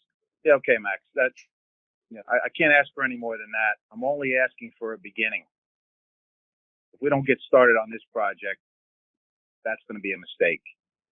So if you open the door for us a little bit, then we can do our homework and figure out how to get this not under control, but understand it so we know what we're dealing with. Because I don't think we understand it now. So I appreciate it and thanks for the help. I'm back on the list. Tom Foti. Yeah, I guess I'm to the point where I'm not going to be agreeing with everybody. I look at this fishery as not just a catch and release fishery for the recreational sector. I look at it as a catch and harvest. People like to take striped bass home to eat. They should be able to do that. Well, you have done this by increasing, so the guys can go out and release 100 fish in a day or 50 fish in a day. You have now forced a person who just wants to go out and catch a fish and bring it home to eat, basically to keep catching and releasing, because you're raising the size limit to basically handle the hook and release mortality. That's a real problem. This is not a topping where people don't want to eat it, or this is a fish that we built upon that people want to eat. It's like, we miss a lot of people. We were talking about how a virtual meeting works with people. We have good results. What you have is good results with people that are very familiar how to use the computer, very familiar how to basically use this stuff and make it, there's a different type of personality.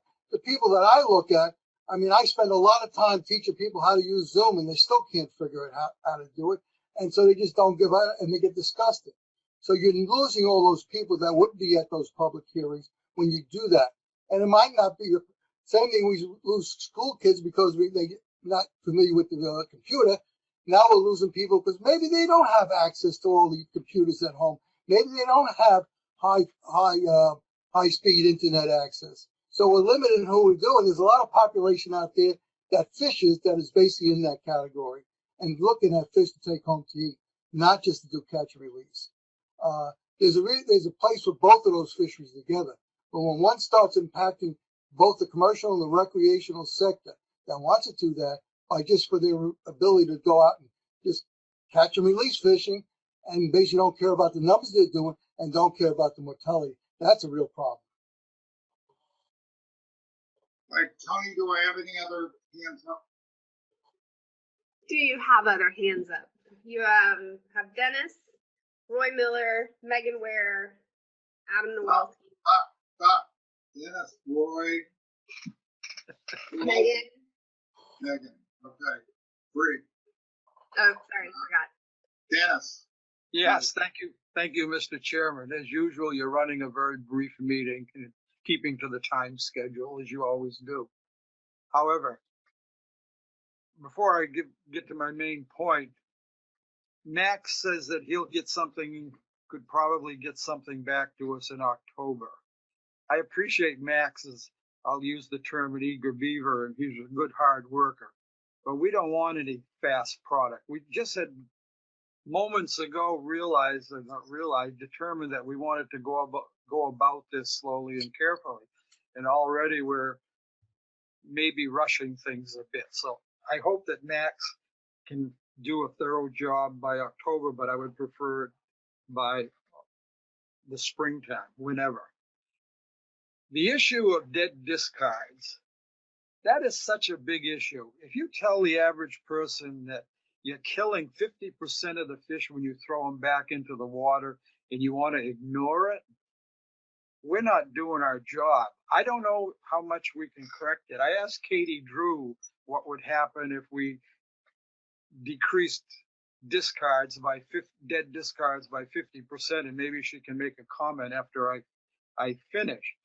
But however, we need to start someplace. And one of the places we need to start is to make the public aware of what the heck is going on with dead discards.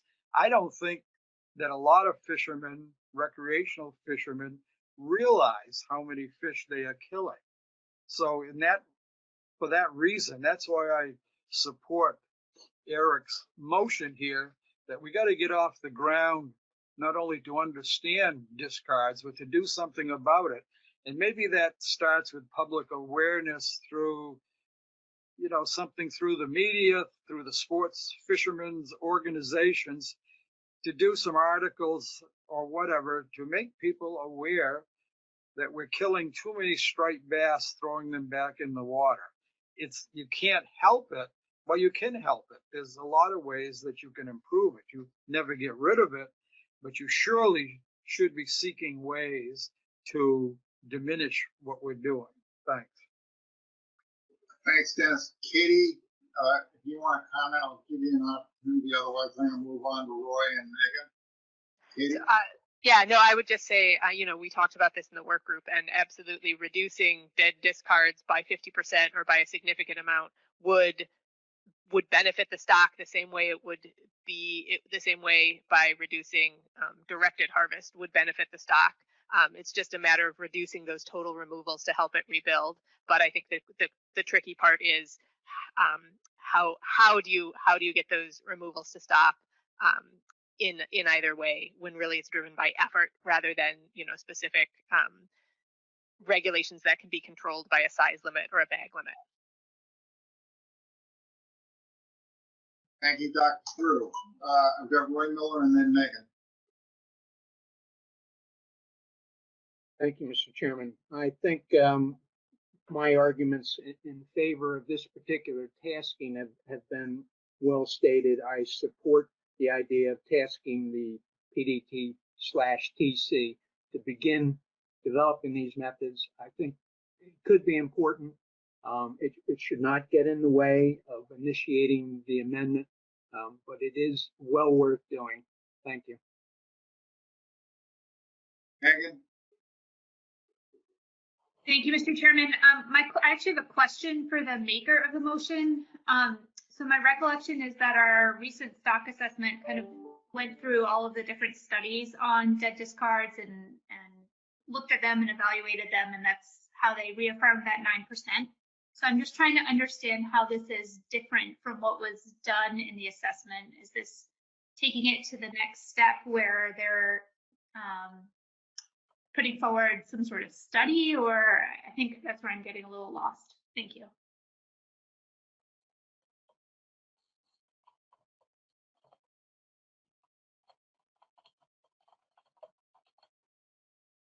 All Eric, you want to follow up?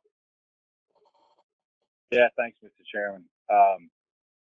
Well, Megan, the way I see it is, I know there's other studies that talk about dead discards. There was one done in Massachusetts, and it was done with discards and what happens to them over time. It wasn't 9%. I think the 9% is a joke, and that has to be looked at. And just going over the same old methodology over and over again doesn't work for me. We have to look at a way to figure it out. And I don't know if it's a bag limit or a size limit or circle hooks or what, but it is a massive component in a fishery that we don't really understand. And if we just want to keep using the same old numbers, that's fine, but it's not fine for me. That's why I made the motion. Thank you. Megan, do you want to follow up? Yeah, if I could, I guess I'm generally supportive of this idea. I'm just trying to understand what we're doing. I guess now I'm a little more confused. Is this about tasking the PDT and the TC to evaluate the science behind the discard mortality percentage, or is this about identifying management tools that reduce discard mortality? Thank you, Mr. Chairman. You don't have to call on me. I mean, basically right now, Megan, all we really have is science. I don't expect them to come up with a solution. I just want to know where our gaps are and how we can get a better grasp on how to solve this issue. I think it's a travesty that we let it happen.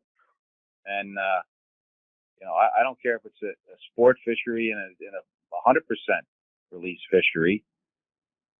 There's striped bass, dead striped bass floating all over the place once a recreational fishery leaves an area. And that's not right. And that's not 9%. And if we start by analyzing the data we have, the science behind what we have, maybe we can figure out a way to better understand what happens. Because right now, I don't think we have any idea what happens.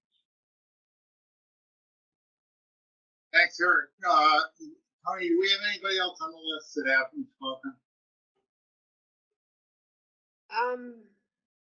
Yes. That hasn't spoken on this issue, yes. We have Adam, Mike Luisi, Richie White, and I still have more names after that. Okay, Adam. Great, thank you very much. So I'll build on a number of the last comments that I've heard. I will be speaking in support of the motion. I understand there's concerns specifically about what happens with smaller fish in warmer waters with regards to recreational anglers leaving an area and piles of dead striped bass floating behind them. I have never seen that in a fall winter fishery. I certainly haven't pursued the fishery in the Chesapeake Bay the way I have in the ocean, but I do think that while discards are a problem, I think that characterization may be a little extreme. But specifically with respect to Megan's question, I had a very similar question. And to Tom's point, I'm supporting this motion because it says methods to better understand discards in the fishery. This motion doesn't say methods to reduce discards in the fishery. I know ultimately that's where we want to get to, but I think it's really important that we're able to understand what is causing these discards in the fishery. The point about the fishery being a catch and release fishery, that may be true by the data, but the question remains, is it a catch and release fishery because nobody wants to take a fish home because they don't provide any table value? I have never heard that from anyone I've spoken to. I think the fishery in the Chesapeake Bay clearly demonstrates that this is a highly prized fish for its food value. The comments that we heard during the COVID crisis of allowing for hire fishermen to continue operating because of the food value clearly suggest that this is not only a catch and release fishery because they don't provide value once harvested. I agree entirely with the comments that it's our regulatory process that has driven the percentage of discards up. And I would hope that the PDT and TC, in beginning to develop methods to better understand discards in the fishery, that is one of the things that they would do. If they can't do it by October, if they come up with some information to give us to put into the PID to generate some questions to take out to the public to better understand it, once we understand why they're occurring, then we're best in a position to develop those methods. So I hope that part of the intent on the record here of the maker of the motion is to give the PDTTC the latitude to do the work to try to understand that, to give us some direction about what we could put in the PID to get in that information. And if we don't have this analysis done in October, if it takes until the winter meeting or whatever the timeline is to do it right, I hope that we give that group the flexibility and the time in order to do it so we can determine how best to proceed. And hopefully that would address the concerns of a lot of different speakers over the last 15 minutes during this discussion. Thank you. Thanks, Adam. We're almost a half hour behind schedule. I'm going to take the last two that I have on the list, allow 1 minute caucus and call the question. So I've got Mike Luisi and then Richie White. Thank you, Mr. Chairman. I absolutely agree with everything that Adam said, and I fully support the motion. The way I see this developing, I could see it becoming part of the PID in our discussions as the PID develops. And, even though, discard mortality is part of what was approved as moving forward in the PID, but I could see that there'd be concern that discard mortality may carry along with the amendment to the point where this may take a couple of years, which is what we talked about, moving slowly. I think the board would have the opportunity, once we hear from the public and we get a chance to review what goes into the amendment,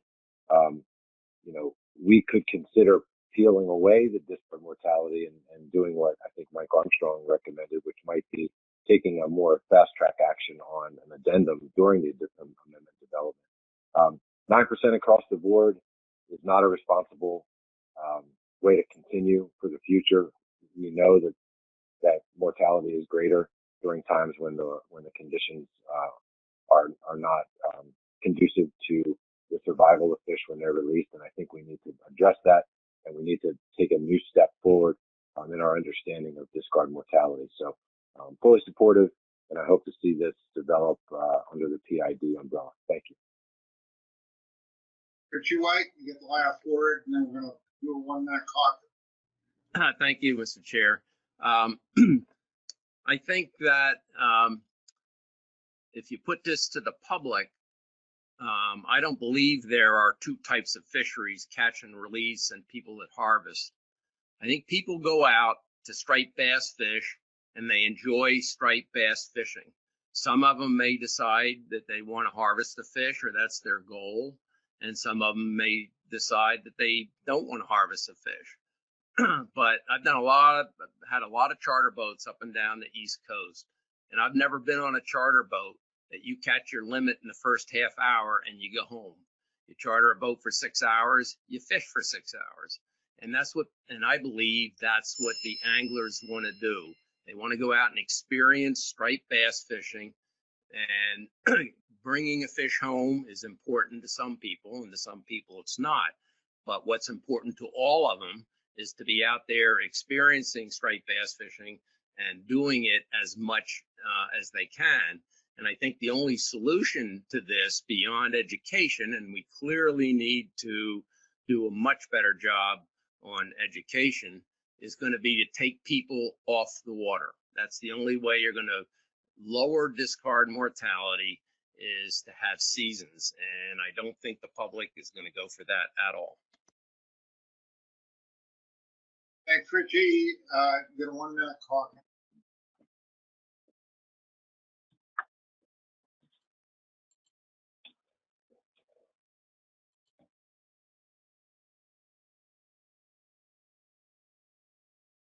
Richie, I just wanted to let you know your line is open.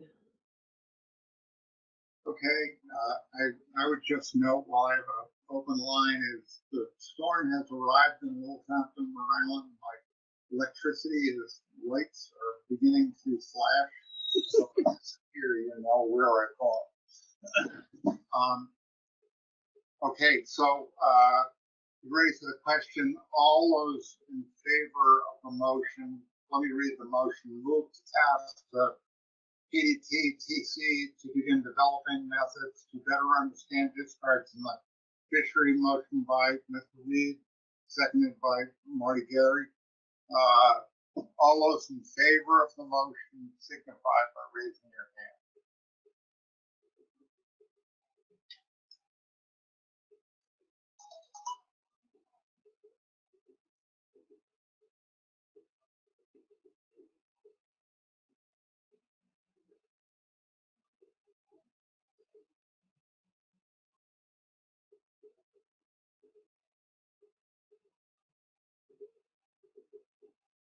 Hold on, Mr. Chairman, I think I just had one more vote.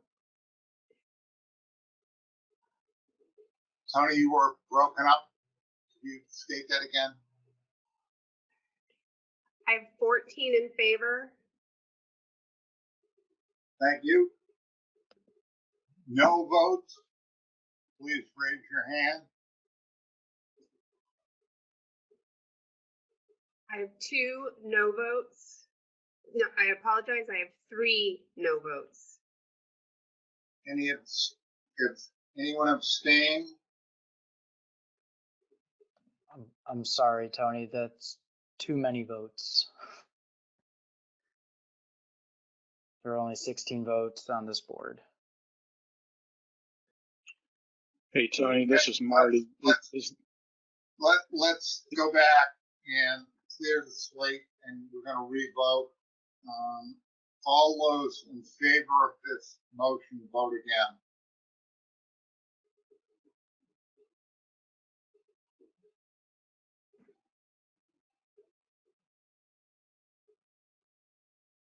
Emerson Hasbrook has a question, Mr. Chairman, I believe.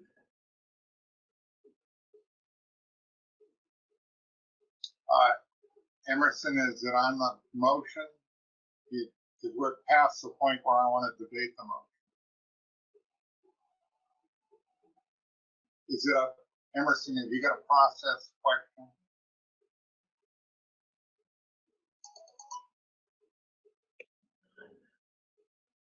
I was muted by us. Hold on.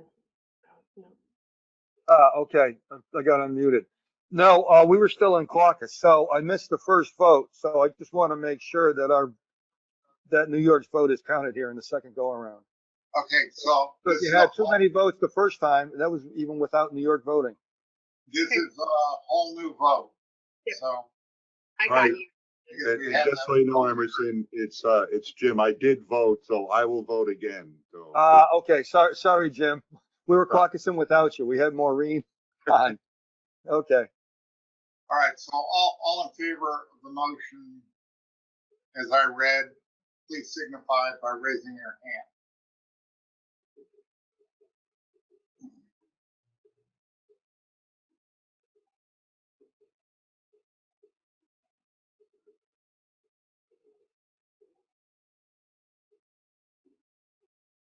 I have 15 in favor. Any opposed?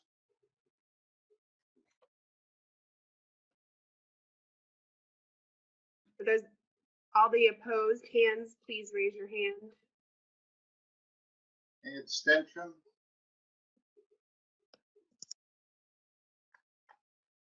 I don't see any abstentions. Any null votes? I don't have any null votes. Okay, I didn't have any opposed votes either. Okay, so the final vote is 15-0-0-0. Motion passes.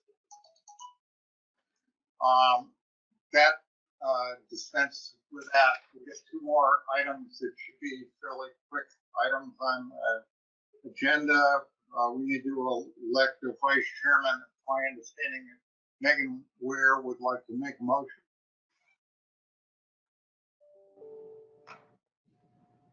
Sure, I can do that now if we are at that point in the agenda. Due to his leadership and poise on the work group, I would like to nominate Marty Gary as vice chair of the Straight Fest Board. Do I have a second? Yes, Roy Miller. Seconded by Roy Miller. Any objections to the motion? Any hands up, Tony?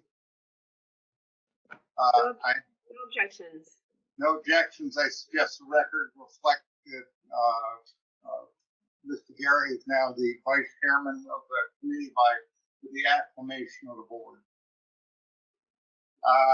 The last issue under other business is Mike Luisi asked for a brief period of time to talk about circle work. Mike, if you could just raise your hand so I can find you quicker. Thank you.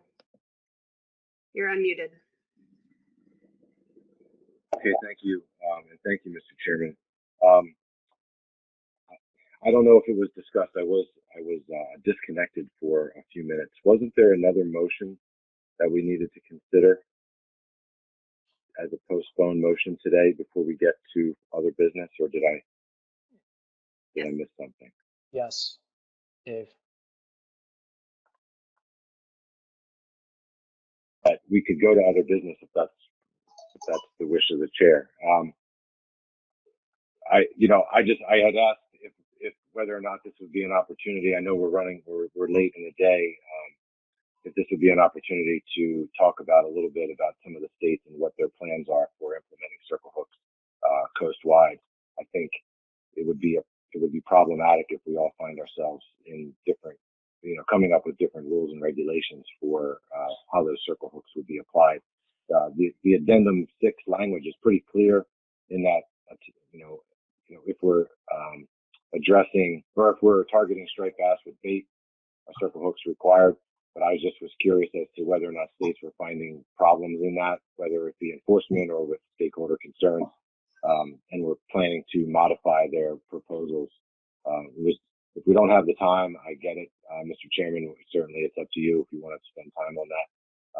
But it might help some of the states, as we're all probably in the process right now of getting those rates done. Thanks. Okay, I was in error. We still need to take action on the postpone motion from February. So we did have a discussion on this. Anyone here make a motion on the subject?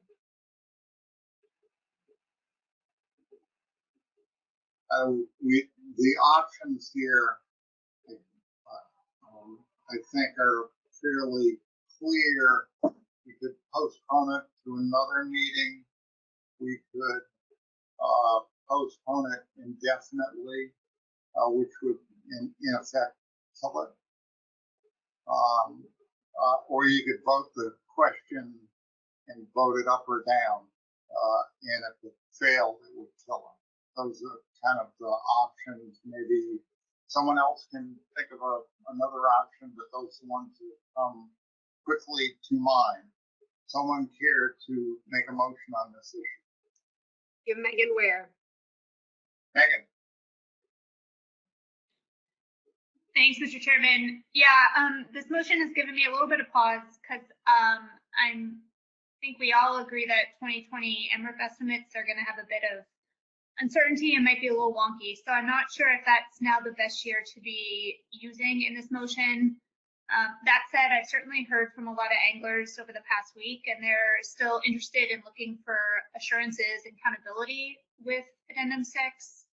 I had some thought about waiting till the 2021 FMP review, but I think that means we wouldn't actually see any information until August of 2022, which I think is kind of when we would be considering final action on the amendment we just initiated. So I'm thinking that the easiest way to address this is, we just initiated an amendment which is looking at overhauling or considering changes to conservation equivalency, and we've included recreational accountability. I'm wondering if there's a way we can just say that this is being looked at in that amendment, and perhaps that's a question in the PID to address this topic of accountability. And if there needs to be a motion to make that happen, I can try and do that. I would just need some help from staff on wording. Max? Right, sorry, Megan. So we're looking for a motion to find consensus with or find agreement that the action that just occurred with the amendment is making ground on accountability and things like that, correct? Yeah, I mean, it seems to me that we just initiated an amendment that's looking at CE and accountability. And I think that actually might be a quicker route to addressing those topics than waiting until the 2021 FMP review. So I'm just trying to, I don't know if that requires a motion or not to make that acknowledgement. If you have a suggestion on how best to do that, I'm all ears. Right, so I'm sort of with you on that, and Tony can jump in if I'm off, but I don't think a motion's needed to convey that intent. I think what the board needs to do is deal with this motion, and if it is voted down or postponed indefinitely or however it's dealt with, and as long as that motion, that intent, Megan, that you have made is clear, I think we're all good. I don't think we need a motion for that. Megan, but if it is your intention to dispense of this motion, then you could say you could postpone indefinitely with the intention that through the amendment, this accountability process will take place. That sounds great, Tony. I'll make that motion. All right, so motion, Megan, you're making a motion to postpone indefinitely with the intent that accountability will be factored into any future amendment. Is that correct? Yeah, if we could just have the motion read, that acknowledging that our amendment we just initiated is addressing CE and accountability. That would be helpful. And Justin Davis is seconding this motion. And Maya, for language to help you out, you could put after indefinitely, new sentence, or in parentheticals, I guess, because motion to postpone indefinitely is sort of a definitive. There's usually nothing else that goes with it. So with the intention to address accountability in the initiated amendment.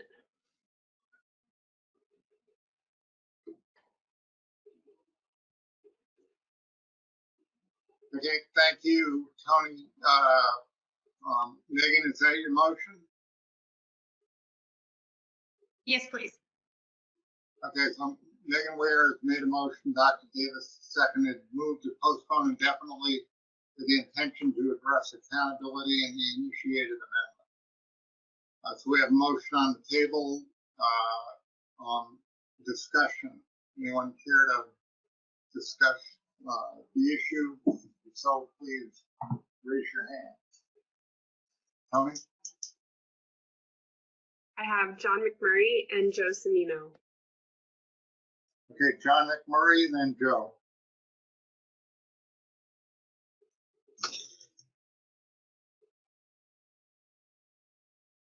Okay, sorry, I'm having a hard time getting off mute.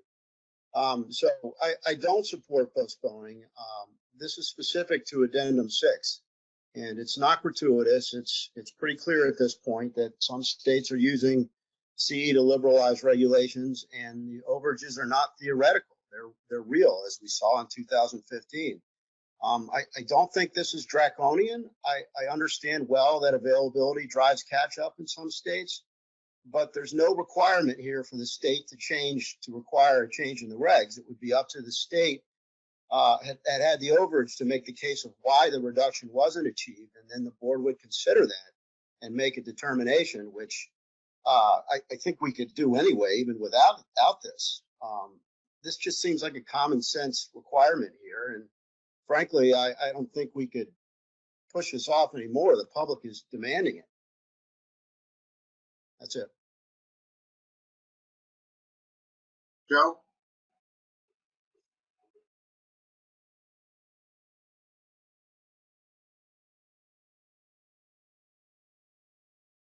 Joe Smino? We go, Tony. Yeah, thank you. Sorry, muted by organizer. Well, unfortunately, this motion doesn't really address missing reductions. Most states don't even know what their reduction target was. Those tables were not really used. This is punitive to states that legitimately use the process for conservation equivalency to do something else. Unless you're saying every state that didn't take conservation equivalency is going to be held to an 18% reduction, and if they aren't, then they need to do something. In a stock that needs help, only holding a few states to a reduction doesn't make any sense in my mind. I completely disagree that it's for the stock. I think it's people that are angry at the process, and a new amendment is going to look at that, and I fully support looking at conservation equivalency, but I think this is punitive and not helpful. I support the motion. You also have Justin Davis, Shirley Patterson, and Mike Luisi. You broke up. I've got Justin and Mike Luisi. Was there somebody in between that? Yes, Shirley Patterson. Okay, so Justin? Thank you, Mr. Chairman. I do support the motion. I do want to acknowledge, though, the dynamic that John McMurray brought up, that there was sort of broad public support for the idea of recreational accountability, and that's where this motion came from, directly out of the Addendum 6 process. I'm not necessarily opposed to the idea, but I have concerns, and Megan did a good job outlining some of them. I just don't know how we're going to use 2020 MRIP data when a number of states suspended intercept surveys during the early portion of the year when a lot of striped bass fishing is happening. And it's not clear how we're going to generate catch and harvest estimates. I just don't see how we're going to use 2020 MRIP data to assess whether states met the target reduction from Addendum 6. I also think there's more general concerns about using MRIP data on a state-by-state level, which everyone acknowledges that's not what the MRIP survey is built for, even though we use it for that, to use as a basis for accountability. And also just MRIP estimates in general are highly variable. And so I think we need to consider about, what is the sort of level at which an overage has actually occurred? Is it when we go 2% over, 5% over? How does that relate to the inherent uncertainty in the MRIP numbers? So all this is just to say that I think there's a lot of things to pick through here and think through, and that's why I would rather see it considered more deliberatively and in the amendment process. It's going to touch upon the recreational accountability topic in the amendment. It's also going to touch upon conservation equivalency, I think, because I think that was the motivation for this. So I just wanted to be clear that I understand the public's interest in this. I'm not necessarily opposed to the idea, but this specific motion, I think the best move right now is to postpone this indefinitely. Hey, Justin, Turi?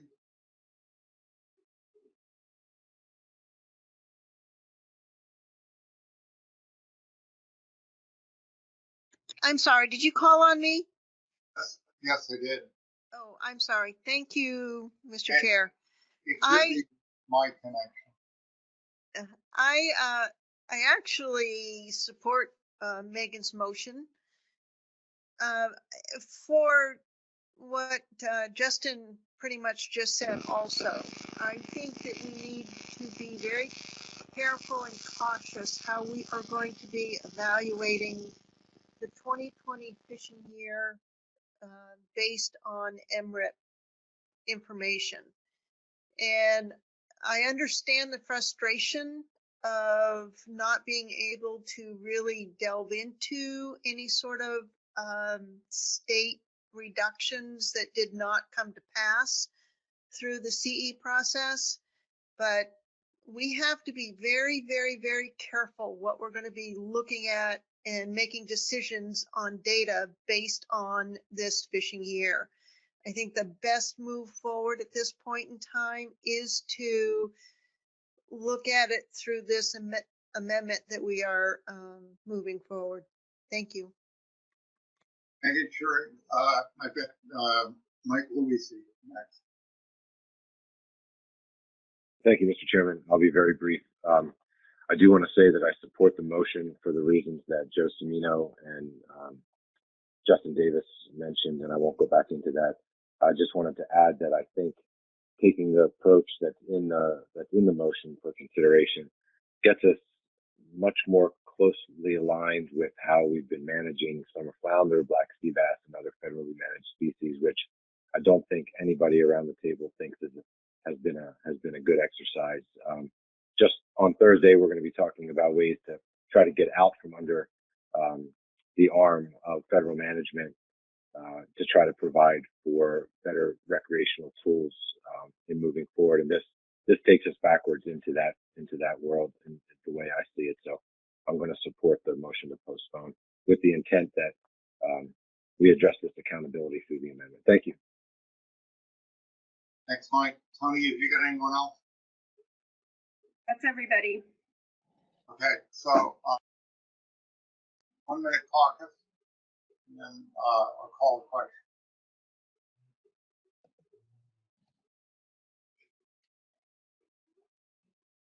And Cherie, your mic is still on. Thanks. Tony, did you say Joe Cimino raised his hand last time? Because I haven't gotten in touch with him text recently, so I'm not sure who's voting for us in New Jersey. He did have his hand up before. Let me make sure he's still on the webinar. I still see him on the webinar, Adam. I'm here. Adam, I could cover this one, sorry. I try to make sure that there's not a double state voting as well. That's one of the reasons why I'm a little slow on my counting. Hey Tony, just real quick, and sorry for jumping in, Mr. Chairman, but I wonder, given Dennis Abbott's question earlier about roll call, I mean, is there a possibility that you could just call out the names of people, call out the states that are voting? So when we raise our hands, you could just say, but yes votes from, and just say the states, or so we know who's voting each way. I certainly can do that. Okay. Yep.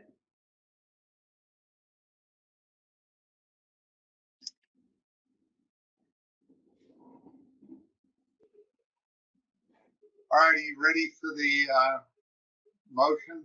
All those in favor signify by saying yes.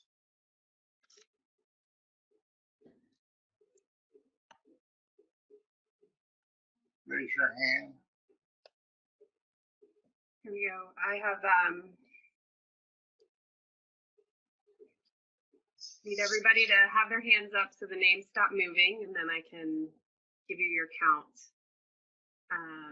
Connecticut, U.S. Fish and Wildlife Service, Rhode Island, Delaware, Maryland, Maine, Virginia, Pennsylvania, Massachusetts, North Carolina, New Jersey, and PRFC. So that's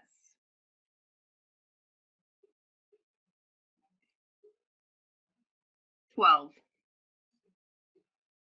Right, no votes? Please signify. Let me just, before you say that, I'm just going to take everybody's hand down.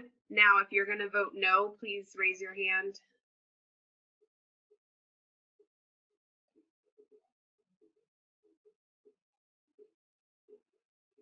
I don't have any no votes. One no vote from New York. New York.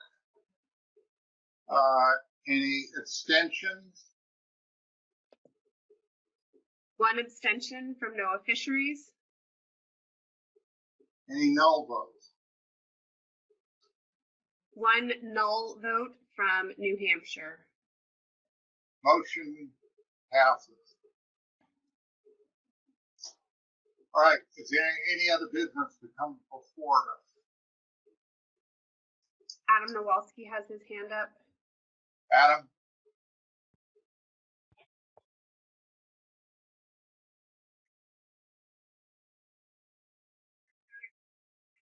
All right, Mr. Chairman, I can continue. Yeah, Adam, please. No. Okay, great. So I didn't raise this under other business at the beginning of the meeting yesterday because it wasn't where it was going to be the issue it became, but there were some comments made during yesterday's portion of the board meeting that a letter had been sent to a large number of the board. It's come to my attention that it wasn't everybody on this board, that came from the entire New Jersey delegation. I just wanted to make it clear to everybody on this call that that letter did not come from the entirety of the delegation. Perhaps you can just give the sender 30 seconds to briefly just speak to the fact that it didn't come from the delegation. I don't want to take up the issues that were in the letter. It's my understanding they will come before the executive board and the policy board. But I do think it's important for this board to hear, especially those people who heard that the entire delegation from New Jersey sent something with regards to specific other commissioners, that was not in fact the case. And I think it's very important that that be made clear on the record. All right, thank you, Adam. I don't know whether Pat Kelleher is on the call or Bob Beal's still on it. But if one of those gentlemen is still on it, could you tell the group when that issue will be discussed? David, this is Bob Beal. I'll go ahead and jump in if we don't hear Pat. Sure, that's fine. Okay. Yeah, Adam's right. The executive committee is going to bring it up tomorrow to talk about it. I don't.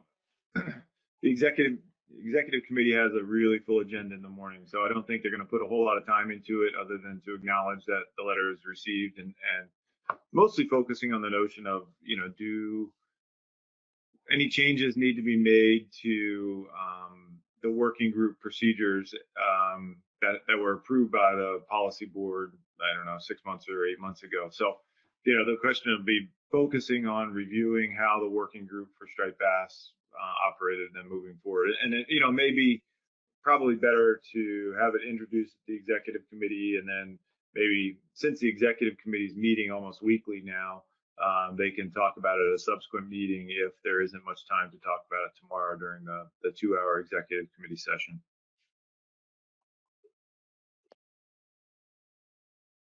Thank you, Bob. Any other business before us? Jim Gilmore.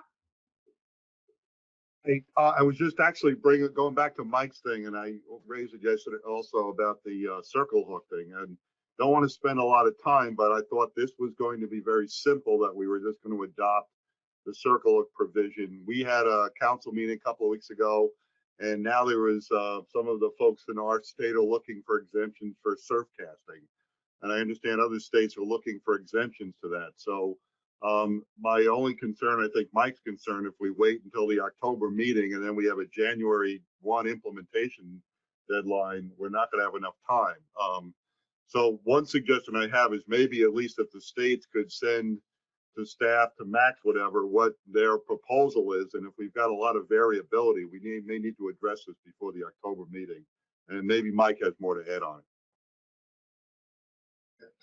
Thanks, Jim, for the suggestion. That would avoid us, I would point out, getting into a protracted discussion at this point. Let's simplify things. Any objection to doing what Jim suggested? Yeah, Mr. Chairman, this is Mike. I think what Jim's suggesting might be a good idea. I think the implementation plans are due the middle of this month. And if Max, we could always, if there's a lot of variation between the plans, I think he could probably call a meeting of the administrative seats from the state to go over it in between now and the October meeting. I'd be fine with that. I just didn't want to get too far along and be in October and all of a sudden now our timeline's off and we're not going to be able to meet our deadline if adjustments need to be made. But I think Jim's suggestion is a good one.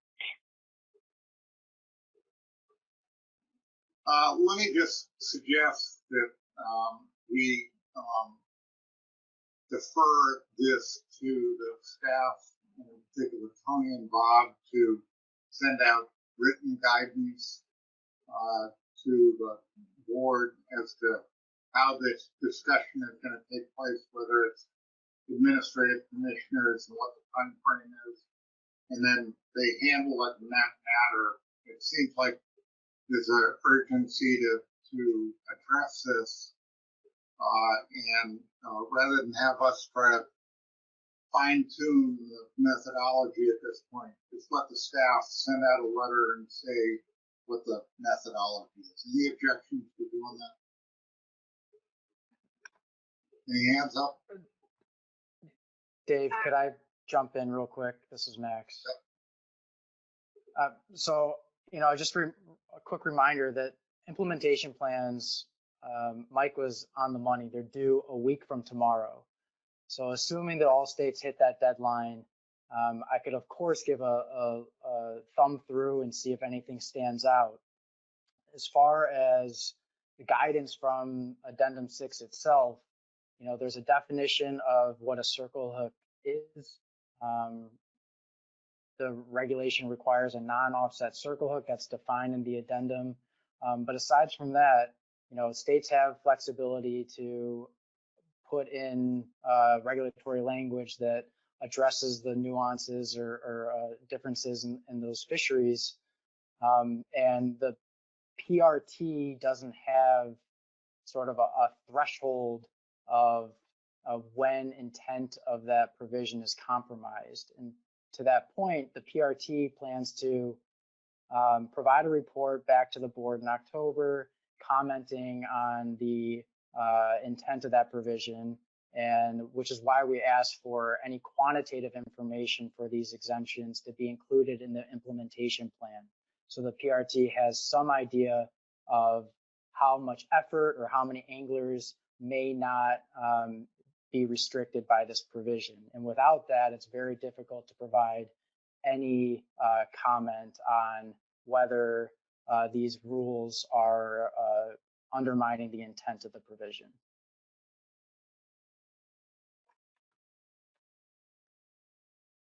Any further comment on this?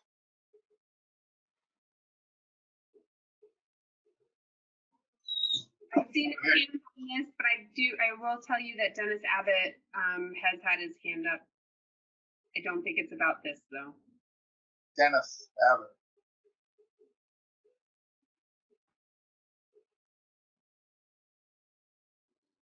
Dennis? He's now taken his hand back down. So is it clear to everyone how this is going to be handled?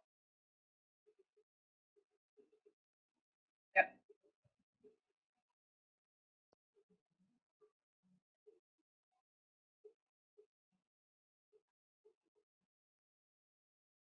All right, so any objections to moving on and adjourning the meeting? Meeting stands adjourned. Thank you, David. Thank you, Mr. Chair. Yeah, sorry to be so late, Paul. Thanks, Tony, and everyone else. Thank you. And as a reminder, the executive committee starts at 8 a.m. tomorrow morning.